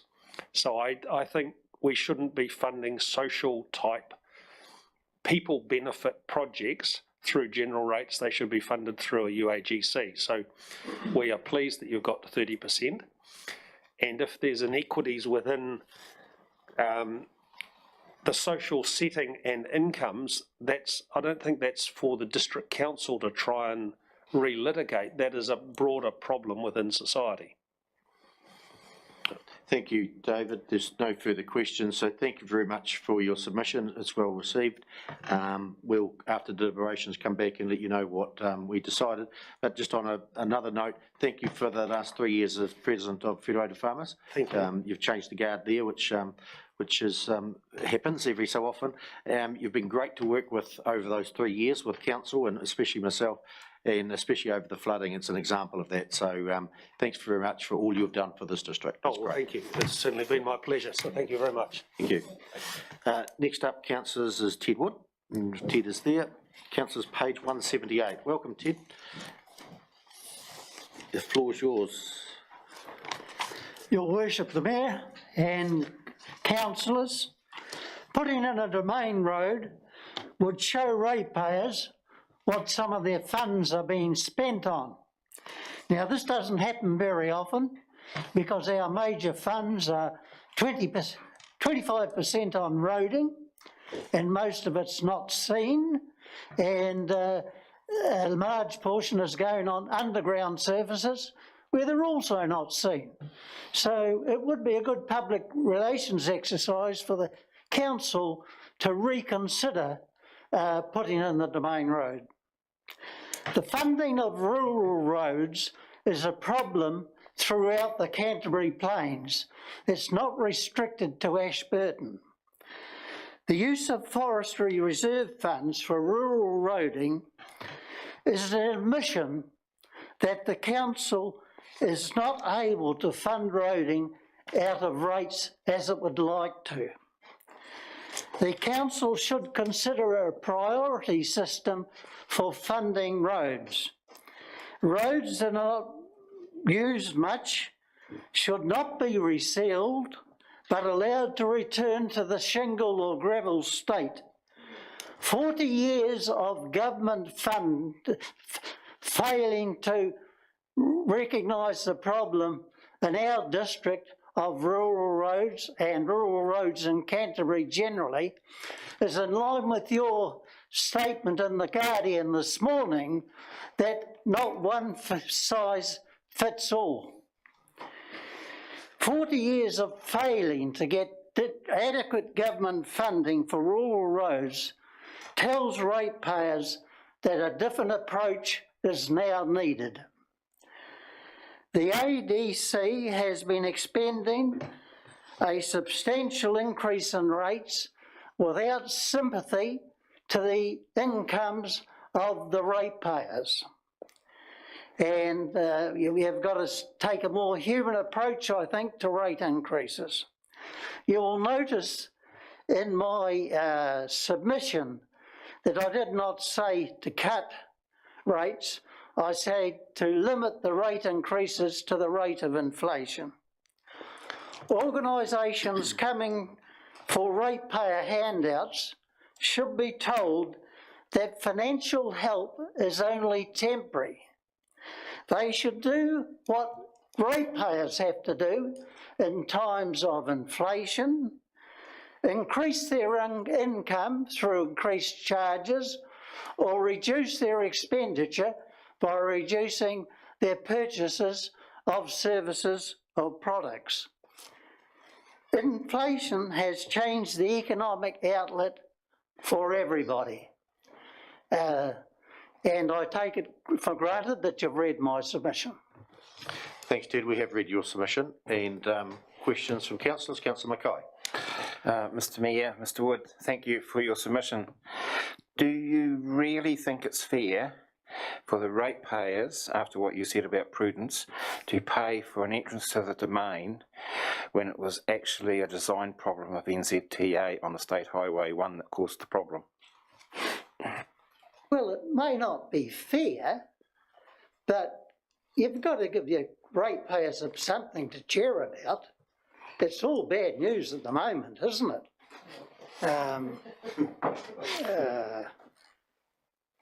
And also, I did suggest a method by which you could pay it without calling on the rates.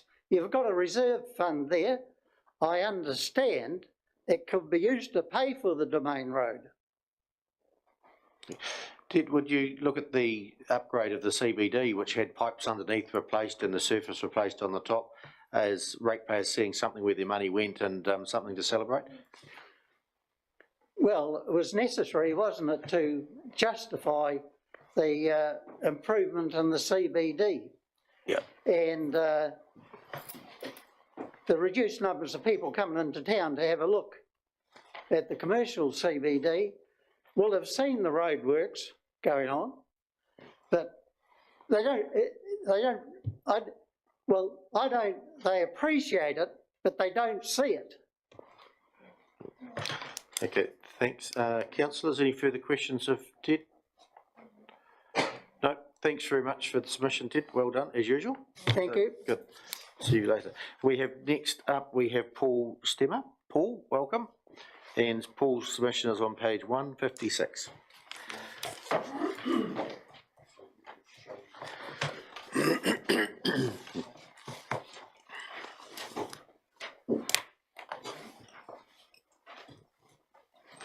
Sorry. The floor is yours, Paul. 5 minutes to talk to us, if you need 5 minutes or less, and then we've got 5 minutes for questions, but just take whatever amount of time you need. I heard, can I take that off a minute? Yes, you'll be fine. I heard that gentleman just previously about roading. Now, I went to the bowling centre and I heard you, and I've read the submissions. I'm a new person to Rakaia. I've come from North Canterbury. I've got construction in my blood because I worked with Doug Hood and did things elsewhere. I've brought you, there's a copy of something where I've lived going round, which I wanted to give. When I won Lotto, I've won Lotto twice in the second division. So I became quite affluent quite quickly. So I, sort of person I like to sit on the money and do the things I want to do. I like looking after the community, and one of the things I've been looking at here is, for instance, you said that we're going to get fluoridation here in Rakaia. Now, why is that? Because you've got a well that's 90 feet deep. It's into sands and gravels, 2.8% of its length. Now, in my view, that's the best filter that you'll ever get. And I've gone and checked out within the residents, a few of the residents in our street, and I find none of them want it. Now, you're saying you're wanting to put $1 million into a system. Now, I actually am quite a good friend of the Prime Minister.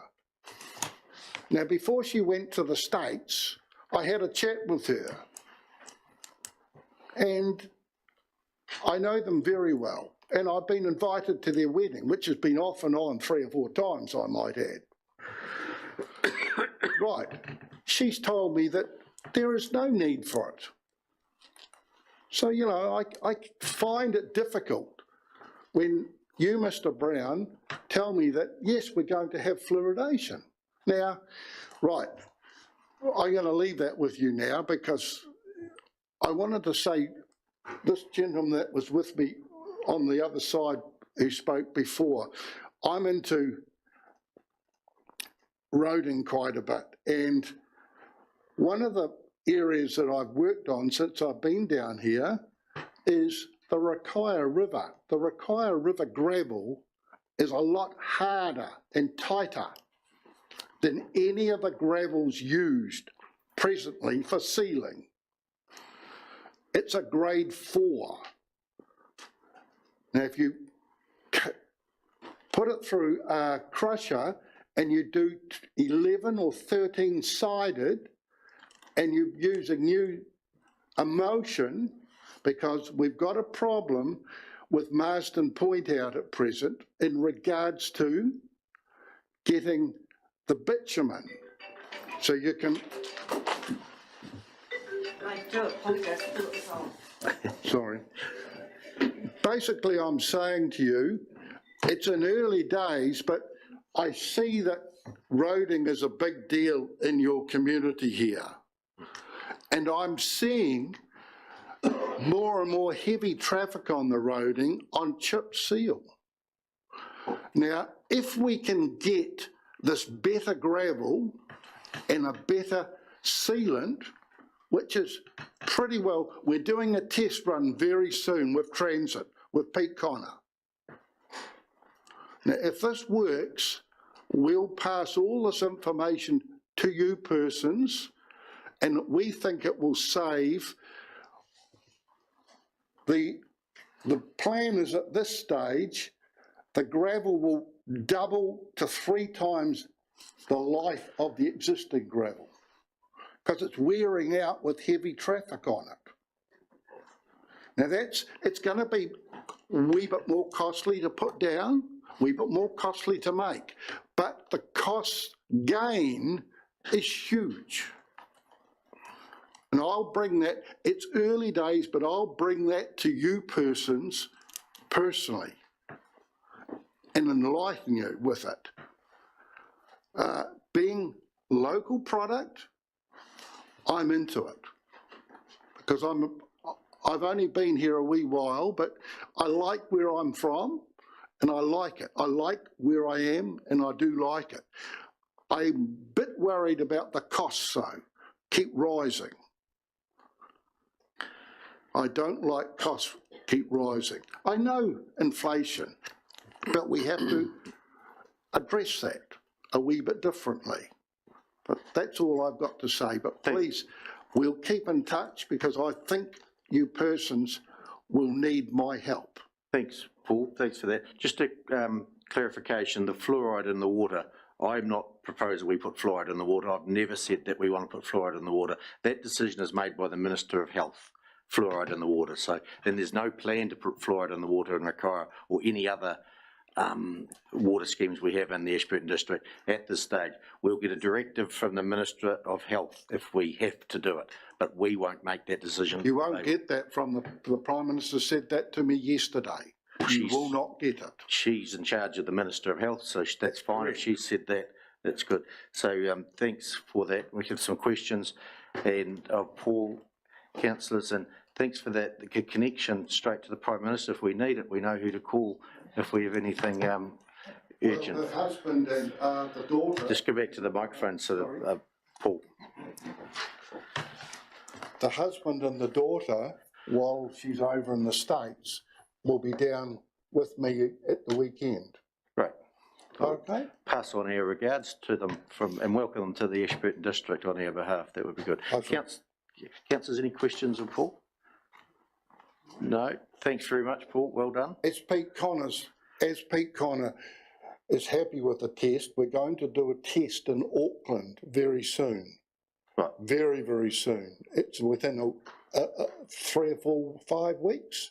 We've passed those results on to us. That will be good. If that is successful, Transit, they are restricted on dollars at present because their pay equation comes in 24, 27, Yep.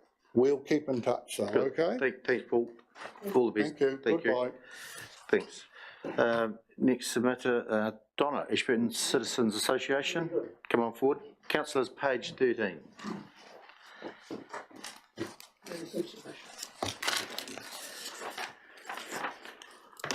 Good morning, councillors, and thank you very much for the opportunity to speak today. I might do my submission in reverse though, so please don't be concerned if I jump around.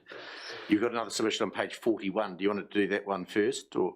Is that what No, you're saying? I'm scheduled in after Jane Cochrane, so happy to stick with that schedule. Oh, no, yeah.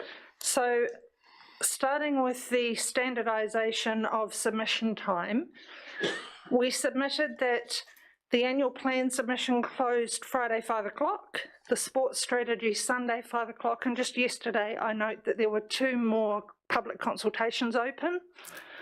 They were closing on a Thursday at 5 o'clock. So just to underline that they are a wee bit all over the place and would be good to have it standardised. The Ashburton Citizens Association agreed to support the $1.7 million from the Forestry Reserve to pay for major roading. My personal submission has a different view.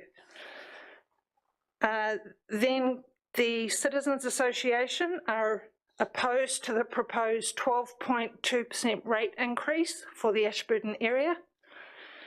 Sorry, this is a significant increase and is insensitive and lacks empathy for those on fixed incomes, reduced employment hours, and the increased cost of living as we enter the COVID-19 recovery phase. Now I wish to address the issue of, under general comments, that the Citizens Association were disappointed to hear comments made at a public consultation meeting that budgets are a waste of time, don't know why we do them, and there is no point submitting as we've already decided on the budget. The purpose of the Citizens Association is to ensure that the voice of the citizens is heard in the process of consultation and engagement, so as to achieve the best outcome for the citizens. I acknowledge that on the evening, I understand former Councillor John Ledley reprimanded those comments, and it's my understanding that Mayor Brown, you suggested that those comments were not accurate and that consultation was open and people were listened to. Correct. However, with that being said, I note in the Ashburton Guardian on Thursday that Daniel Alvey asked leaders of the community what their thoughts were on the 2022 central government budget.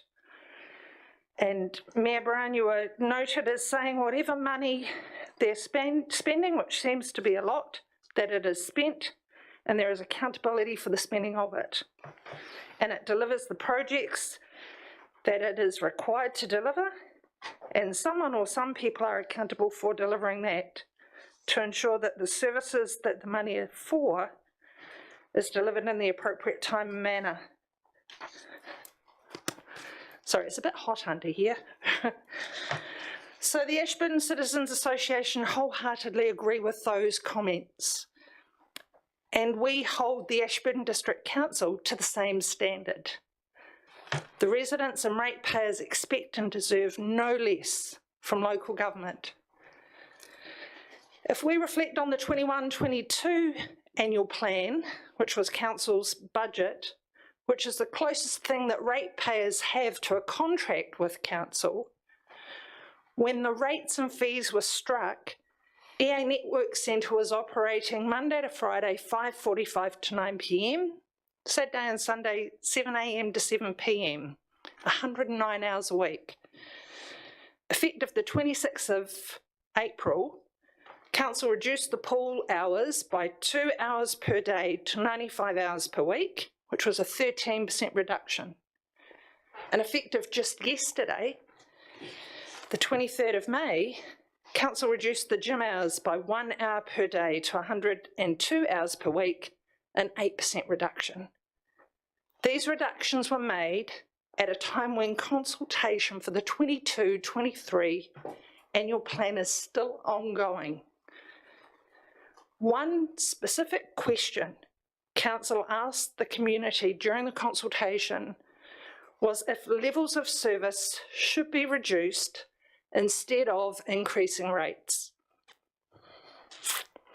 It appears that the council consultation process has no desire to consider community feedback on the matters of levels of service and are only giving lip service to consultation. Also, that a decision had already been made and actioned while the 21-22 agreement with the community was based on 109 hours a week. Any changes should have taken effect from the 1st of July 2022 with a new agreement in place, not during the existing term of an already determined level of service period.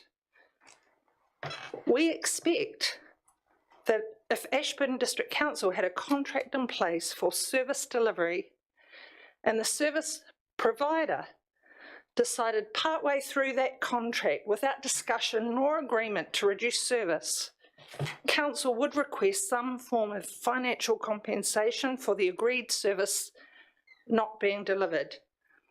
In legal terms, would this not be classified as a breach of contract? COVID-19 pandemic.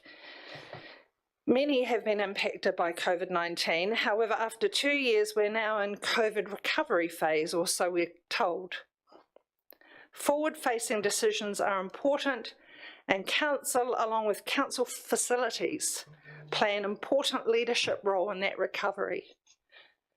We are open for business was an excellent Council slogan. It was a great initiative. However, it is not just a slogan, but needs to be seen and experienced. The closure of EA Networks and the gym earlier, EA Networks pool and the gym earlier, is contrary to Council's recent decisions, and it's contrary to the We Are Open for Business slogan. So again, thank you very much for the opportunity to submit on behalf of the Ashburton Citizens Association. Thanks, Donna. Thanks for that. And we'll go to questions, councillors. Just one question I have for you on the pool hours. You talked about what I said in the paper about being financially prudent and getting value for money and etc. and people being accountable, which Yes. I agree with. Yes. I did say that. So the pool hours, we've shut the hours down a wee bit, the same as the gym. And we've done that as of the last little bit of time because people weren't visiting. So, and it's a management thing. If they're not visiting, they're not paying the fees, so we're losing income, and it was prudent to act quickly rather than wait till the end of a financial year. Do you see that as prudent? We should have done something, or should we let it bleed, for better use of better words, until the end of the financial year if you're not getting the income coming through the door and the people aren't there and not using the facilities? It makes sense, does it not, to shut the hours down a bit to when people are using it? So my understanding is that the pricing structure for the EA networks is partially rate funded and partially fee based. Would that be correct? Correct. Okay, so the contract with the community was set and struck on the 1st of June 2021 for the period, 1st of July 2021 through to the 30th of June 2022. So those rates, the portion of funds that you are receiving, are still the full supplement. Would that be correct? We never changed the dollar value. That's right. The people never turned up to pay it. So if I compare that to our operations, and for 25 years we've been running a public service at the cinema, we have had a very tough time over the last couple of years. And while some businesses have had a 30% reduction in trade, year one we had a 60% reduction in trade. Year two, we've recovered some, and year three is looking better. Now, I feel from the decision to reduce hours that you're making that decision based on the results of the last 2 years, as opposed to we have turned a corner And in our industry, we are experiencing growth, and we are experiencing that people are coming out and getting more comfortable with being out. In all of our tough times, never once did we reduce the hours, because reducing the hours takes you out of people's perception. Or it frustrates people because you have an agreement that you'll be open till 9, they turn up at 8, and now they're told they can't use the pool. I think that might be a great letter to send to the Chief Executive, to ask why they reduced the hours, and he could explain it a lot better than I could in this forum. So if you, I'm sure he has a great explanation he could do. Councillors, any questions? No. Thank you, Donna. And I think you might have a 10-minute break, and we'll see you back in a few minutes, 10 minutes. Thank you. Jen Cochran from Sport Mid Canterbury. Hey, councillors, page 155. Welcome, Jen. Floor is yours. And we've read your submission, reasonably simple, I think. It's straightforward. Yeah. Yes, good morning, Mayor and councillors and staff. I think it is pretty straightforward. It was just noted that while I looked through the draft, that other group organisations that are supported by council had an inflation increase, and Sport Canterbury over the last few years haven't. So it was just basically acknowledging that it was noted and putting it forward to council just to review and have a look, I guess, from a Sport Canterbury, Mid Canterbury regional aspect. The scope for us is a lot wider than it used to be. We can all talk about the pandemic. Our planning and business planning went, quite wider than we ever expected, as it is for everybody. And it was just to address that factor for the budget, really, that you would have a look and review the Sport Canterbury budget that you've identified. Obviously, as a trust, we are appreciative of all that we do, but the work definitely has been wider, and relationship and partnership with the council is probably as strong as it's ever been in far as collaboration and each to work within council and the Sports Trust. Yep. Thanks, Jen. It's a reasonably simple request, so we'll consider that. Councillors, any questions of Jen? Good. Councillor Mackay. Well, thank you, Mr. Mayor. Jan, in asking for this increase, inflation, do you actually believe the people of this district fully understand the great work that Sport Mid Canterbury does for them? The community as a whole, I'm not sure. I'm not sure full councillors do either, and I accept that. That's just like in any business. But the ones we do work with are returnees always, and we are continually now having a lot more involvement with other community groups. Probably that's because of the representation of Sport Canterbury in a lot of groups, as well as working with health, education, and obviously local authority. And just across the community, it is a good question. I probably would say, like a lot of the country, they don't understand Sports Trust and the role that they play, because each Sports Trust does have different business management plans. But certainly it's a lot wider than what people think the scope is. Supplementary? As a councillor, can I thank you for the hidden work that you do for the good of this community? Thank you. Appreciate that, thank you. And just following on from Councillor Mackay's comments, it's your second request is to come to us every 6 months. That might make the community more aware of the work you do. So we've noted that here as well. And I do appreciate that being set in place for the last time, because from our point of view it is great to be in front of council, so that you do understand the role a lot more easier, and totally appreciate that offer. So I do hope that it is continued. It used to be, yeah. And then it was Something I'm not happened. sure something happened. Yeah. It was no longer requested. I think it was for those that received 60,000 and below didn't need to be put in front. But we certainly appreciate being in front, because for some of us, unless we are working with people on other boards and councillors represented, there is no other chance for us to actually put that forward. So yeah, it is I think that was brought up by Hamish Riak at a meeting that we had with you all. So yeah, do appreciate that. Thank you. Okay, work on that. Thanks, Jen. Any other further questions, councillors? Doesn't look like. Thanks, Jen. Thanks for keeping up the good work. Thank you, and do apologise for that phone. I was sure I turned it off. Oh, we'll remember that at another occasion. I was thinking I was going to be shouting everyone a gin or something. I did say we'd remember that at another occasion. Thank you, Jen. And the final submitter for the day is Donna again. Donna, please come up. And page 41, councillors.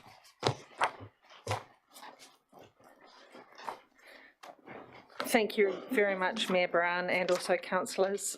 This is my personal submission, and as I indicated earlier, there was an important aspect compared to the Citizens Association that I disagreed with, hence I did my own submission as well. So to council's question, do you think we should decrease our day-to-day levels of service to reduce the average rate increase? My personal response was no. This question has a high level of political spin, implying that the only way to reduce rate rises is to decrease our day-to-day levels of service. This is not the only option. In our business and household budgets, we must look at increasing income, reducing expenditure, selling off surplus items, looking at greater efficiencies or cost-sharing options, and I request that Council investigate similar options. I'd like to add to that, I already commented on the tough times that the cinema had. We reviewed our agreements with suppliers, we looked at efficiencies within the organisation, we found alternative suppliers to ensure that we were getting the best deals. Ashburton District Council received government funding to the tune of 33 million, 20 million for shovel-ready civic centre and 13 million for the relief sewer. I, for one, had anticipated that ratepayers should have benefited from those funds to offset the aforementioned rateable activities. Where did the 33 million go? I suggest that if the 33 million from central government has been used against the intended projects, then we should not be facing a 12.2% rate increase in the Ashburton area. The next question, do you agree with using 1.7 from the Forestry Reserve to pay for major roading repairs? My response was no. As 1 in 100-year events are becoming more common and occurring with greater frequency than their naming suggests, it seems an exercise in futility to reinstate roads that are prone to be washed away and damaged. On top of that, to use Forestry Reserve funds, which were set aside to reinstate forestry, which is a climate change mitigator, to pay for roading infrastructure, which is a climate change exacerbator, seems to smack of duplicity. Ashburton District Council has the 4th largest roading network in New Zealand, with just a few of those roads being state highways. Ashburton District Council should investigate reducing their network or OPEX reductions. Thank you for the opportunity to submit. Thanks, Donna. A couple of questions. Just one clarification. The 13 million from the relief sewer, I understand it's 7.9 million we got for the relief sewer, and it was spent on the relief sewer. So I'm not sure whether... Then my apologies, thank you. And the 20 million has gone to the, when we receive it all, will go to that new building. Yeah. Councillor Mackay. I'm along the same vein, Mr. Mayor. Welcome, Donna. First of all, I'd like to quote, if I may. The quote is, I suggest that if the 33 million from central government had been used against the intended projects, then we would not be. Are you insinuating that we haven't used government money in the correct way? My expectation was if those were rateable activities and the 20 million came in, then that should in fact reduce the budgeted rate increase. And it seems that with the projected increase that was in the annual plan budget, I don't know why. No, I'm not suggesting you've used it the wrong way, no. But I just heard Mayor Brown say that all the money has not been received either. And yet, if one reads the paper, it reads as if it has. So I was not aware of that. I'll just comment on that, it's been pledged, and as you hit milestones on the building, they put the little bit in. We will receive 20, but only when certain milestones are reached. Then I was not aware of that. You wouldn't know about that either. No. So the question I have is on the relief sewer. Why did it sit on the shelf until appropriate funding became available for so long? My understanding was we did have it in the budget and it was to proceed, and that the funding from central government came in after the project had been approved. Was I not correct with that? I can't comment. I can only ask questions. Sorry. Councillor Flo. Thank you, Mr. Mayor. Thank you for your submissions. Question I have is, you state it seems an exercise in futility to reinstate roads that are prone to be washed away and damaged. Yes. I would say, and I think Neil would agree with me, given the right conditions, any road is capable of being washed away and damaged. Some of those roads, or all of those roads, are used for carrying produce and stock from farms to markets, farms to farms. A lot of those roads also have householders who live on them. So if my road was washed away because I lived in the country, you would say, don't reinstate it. No, I also then talk about council should investigate reducing their network. My understanding is when the roading network of the Ashburton district was designed, it was designed around small farmlets, small properties, and a roadway might be servicing multiple households. Well, the face of farming has changed over recent decades, and many of those farms now are larger farms, and a road could service a farm, and some of those roads could be sold to the landowner, reducing the size of council's network. So yes, council has a social responsibility to the community to ensure that residents can travel, Councillor Falloon. I support that statement, and I support that yes, they should be reinstated. However, I'm also suggesting that there are some portions of our district where corporate farms or larger farming properties would happily take over some roads. Thank you, Councillor Wilson. Yeah, thanks. Mr. Mayor, good morning, Donna. Good morning, Councillor Wilson. Your comments about the forestry reserves, we've always made a profit from the forestry reserves. We don't use all the profit to reinstate. We are reinstating reserves that are Crown land and so on. So, I mean, we're not shortchanging ourselves. We have sold some privately owned forests that was prudent to do. What else would you use? Is it not prudent to use some of that profit from forestry into an activity that the council gets huge pressure from ratepayers whenever we go out for submissions? The worst thing that people do say are our roads, our roads, our roads, spend more money on our roads.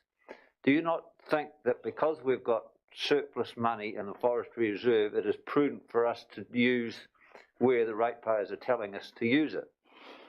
Councillor Wilson, I understand that the forestry reserve funds are, even though they are ample at present, are a finite source of funding. And that finite source can only be spent once. As pressure comes to bear nationally, internationally, on climate change, it seems a greater priority that we are focusing on reducing the impact of climate change. Hence, I offered the solution that perhaps reducing the size of the network, because I understand there is a finite bucket of roading funding as well, might allow the roading dollars to go further. Have I answered your question, Councillor Wilson? Thank you. Thanks, councillors. Any further questions? Nope. Thanks, Donna. Thanks for your submission. Well done. Thank you. And you'll hear back from us after we've deliberated and made decisions. Thank you. So, councillors, that takes us to the end of the hearings today. So we'll declare the meeting closed and